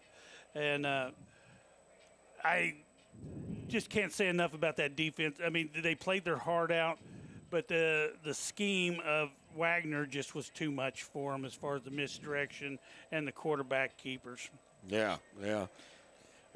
Hey, guys, I wanted to butt in here for just a minute. I wanted to say, one, for you guys, appreciate the crew and everybody, the job they've done. Natasha, Amaya, and Jackie up top, and James and Travis and you and Ish, all doing such a great job. Thank you very much. And our hearts go out to these guys because we know how bad they wanted to win this and how poised they were and how much of the momentum they had behind them and how much they spent working on that all year. And they spent a lot of time in Tiger Pride all the way back through the summer, multiple summers, you know, preparing for this moment. And it's tough when you come up just a little bit short. And it's tough to have a field goal kick, take you out here at the last. And really, in that run back by Crooks, you're right on that observation. I mean, that kind of took the wind out of everybody's sails a little bit when you get a penalty on that. You know, they don't. Just goes to show you they don't hand these things out. You got to earn them, and not that we didn't try. We put our best foot forward, but you got to give props to Wagner. They came in here with knew what they were up against. They saw it from early in the season or midway through the season, and they worked their rear ends off to get back here and to give it another shot. And so there's not much more you can say about it than that, other than just, it comes down to who had the ball last, and Wagner had the ball last. Yeah, and certainly once it became apparent when they got that last possession, there were several minutes left, and it became apparent they were going to control the fact that they were going to get the last opportunity, because they looked at themselves as double threats. If we are able to go down and score and we accidentally break one off with 20 seconds left, okay, but we do have a weapon in our kicker. And when you can get 2 yards on a push like that from your line, and you can get, when it's 3rd and 1, and you can get a push for 2 yards almost every time. I mean, every time you're not afraid. Absolutely. You're not afraid to go into 4th and 1 or a 4th and 2 or whatever. I mean, so they had several things in their hip pocket that they brought with them, and they threw at us tonight, and it was just ended up being a little too much to overcome. Their running game was just a little bit more than we could handle tonight. So yeah. And certainly, coaches said it and acknowledged it, and I'm sure that others as well. Take your hat off to those kids and players and coaches who strategized to go back up against a team they lost 42-0 at one point earlier in the year, but they come out with a game plan and they are able to execute and keep the Tiger offense kind of at bay, only scoring 21 points. And are able to pull it out with that field goal at the end. So and I'll tell you, and from even the Wagner point of view, from the interviews this week and everything that they've said in the media, they were very complimentary of Cushing, and they chose not to stir the pot. They chose not to put a chip on our shoulders any more than they wanted to take it off of theirs, and they wanted to keep it that way. And they were very complimentary and knew exactly what they were coming in here to face, and they knew it was going to be a tough. And they pulled it off, and it was a field goal that did it. And there's Coach Morgan. We're watching Coach Morgan walk off the field, and he's kind of got that silver ball, and kind of like, this is not really what I wanted to be carrying off of here, but I don't think the gold ball would have been going off that way. Right, that's right. And, the trophy case has one of those, and it was from 2014. We'll have a home for that one right there next to it. And those will always be there forever. And these scores of these games, 45-0, 42-0, 56-13, games like that all year long. Those will always be in the record books. And a 13-1 team will always be remembered. And a state runner-up is a nice thing to be remembered as. In celebration terms, it's a nice thing to remember as. And I always told my kids, I said, I happened to fall into a time period in football that they went to the playoffs right before I became a sophomore, and they went to the playoffs right after I graduated. And for 3 years, I never even got the chance to go to the playoffs. And so you take those moments and you be thankful for them. And, that's what students who have played on this team the past few years, I always tell people, it's as much about building a program, and those seniors who graduated the past few years were part of what these guys learned under and took examples from. And, that attributes to them being successful later, so you're still a part of it. And that just goes, it doesn't help. But you got to remember, too, that there is some celebrating. There are a trophy to remember, and there's the records and things that will go down. Any last thoughts? None, other than congratulations to Wagner. Yep, congratulations to them. Congratulations to the Tigers, their families, the coaches and families for an excellent season, an outstanding year. And that's going to pretty much tie it up for us here at the Ortho, Oklahoma post-game wrap-up. And on behalf of Bruce and Ish, Joe, Amaya, Jackie, Natasha, James, I'm Travis, and we will wrap it up from here and say good night, ladies and gentlemen. We'll see you next time right here on Hub Network Live.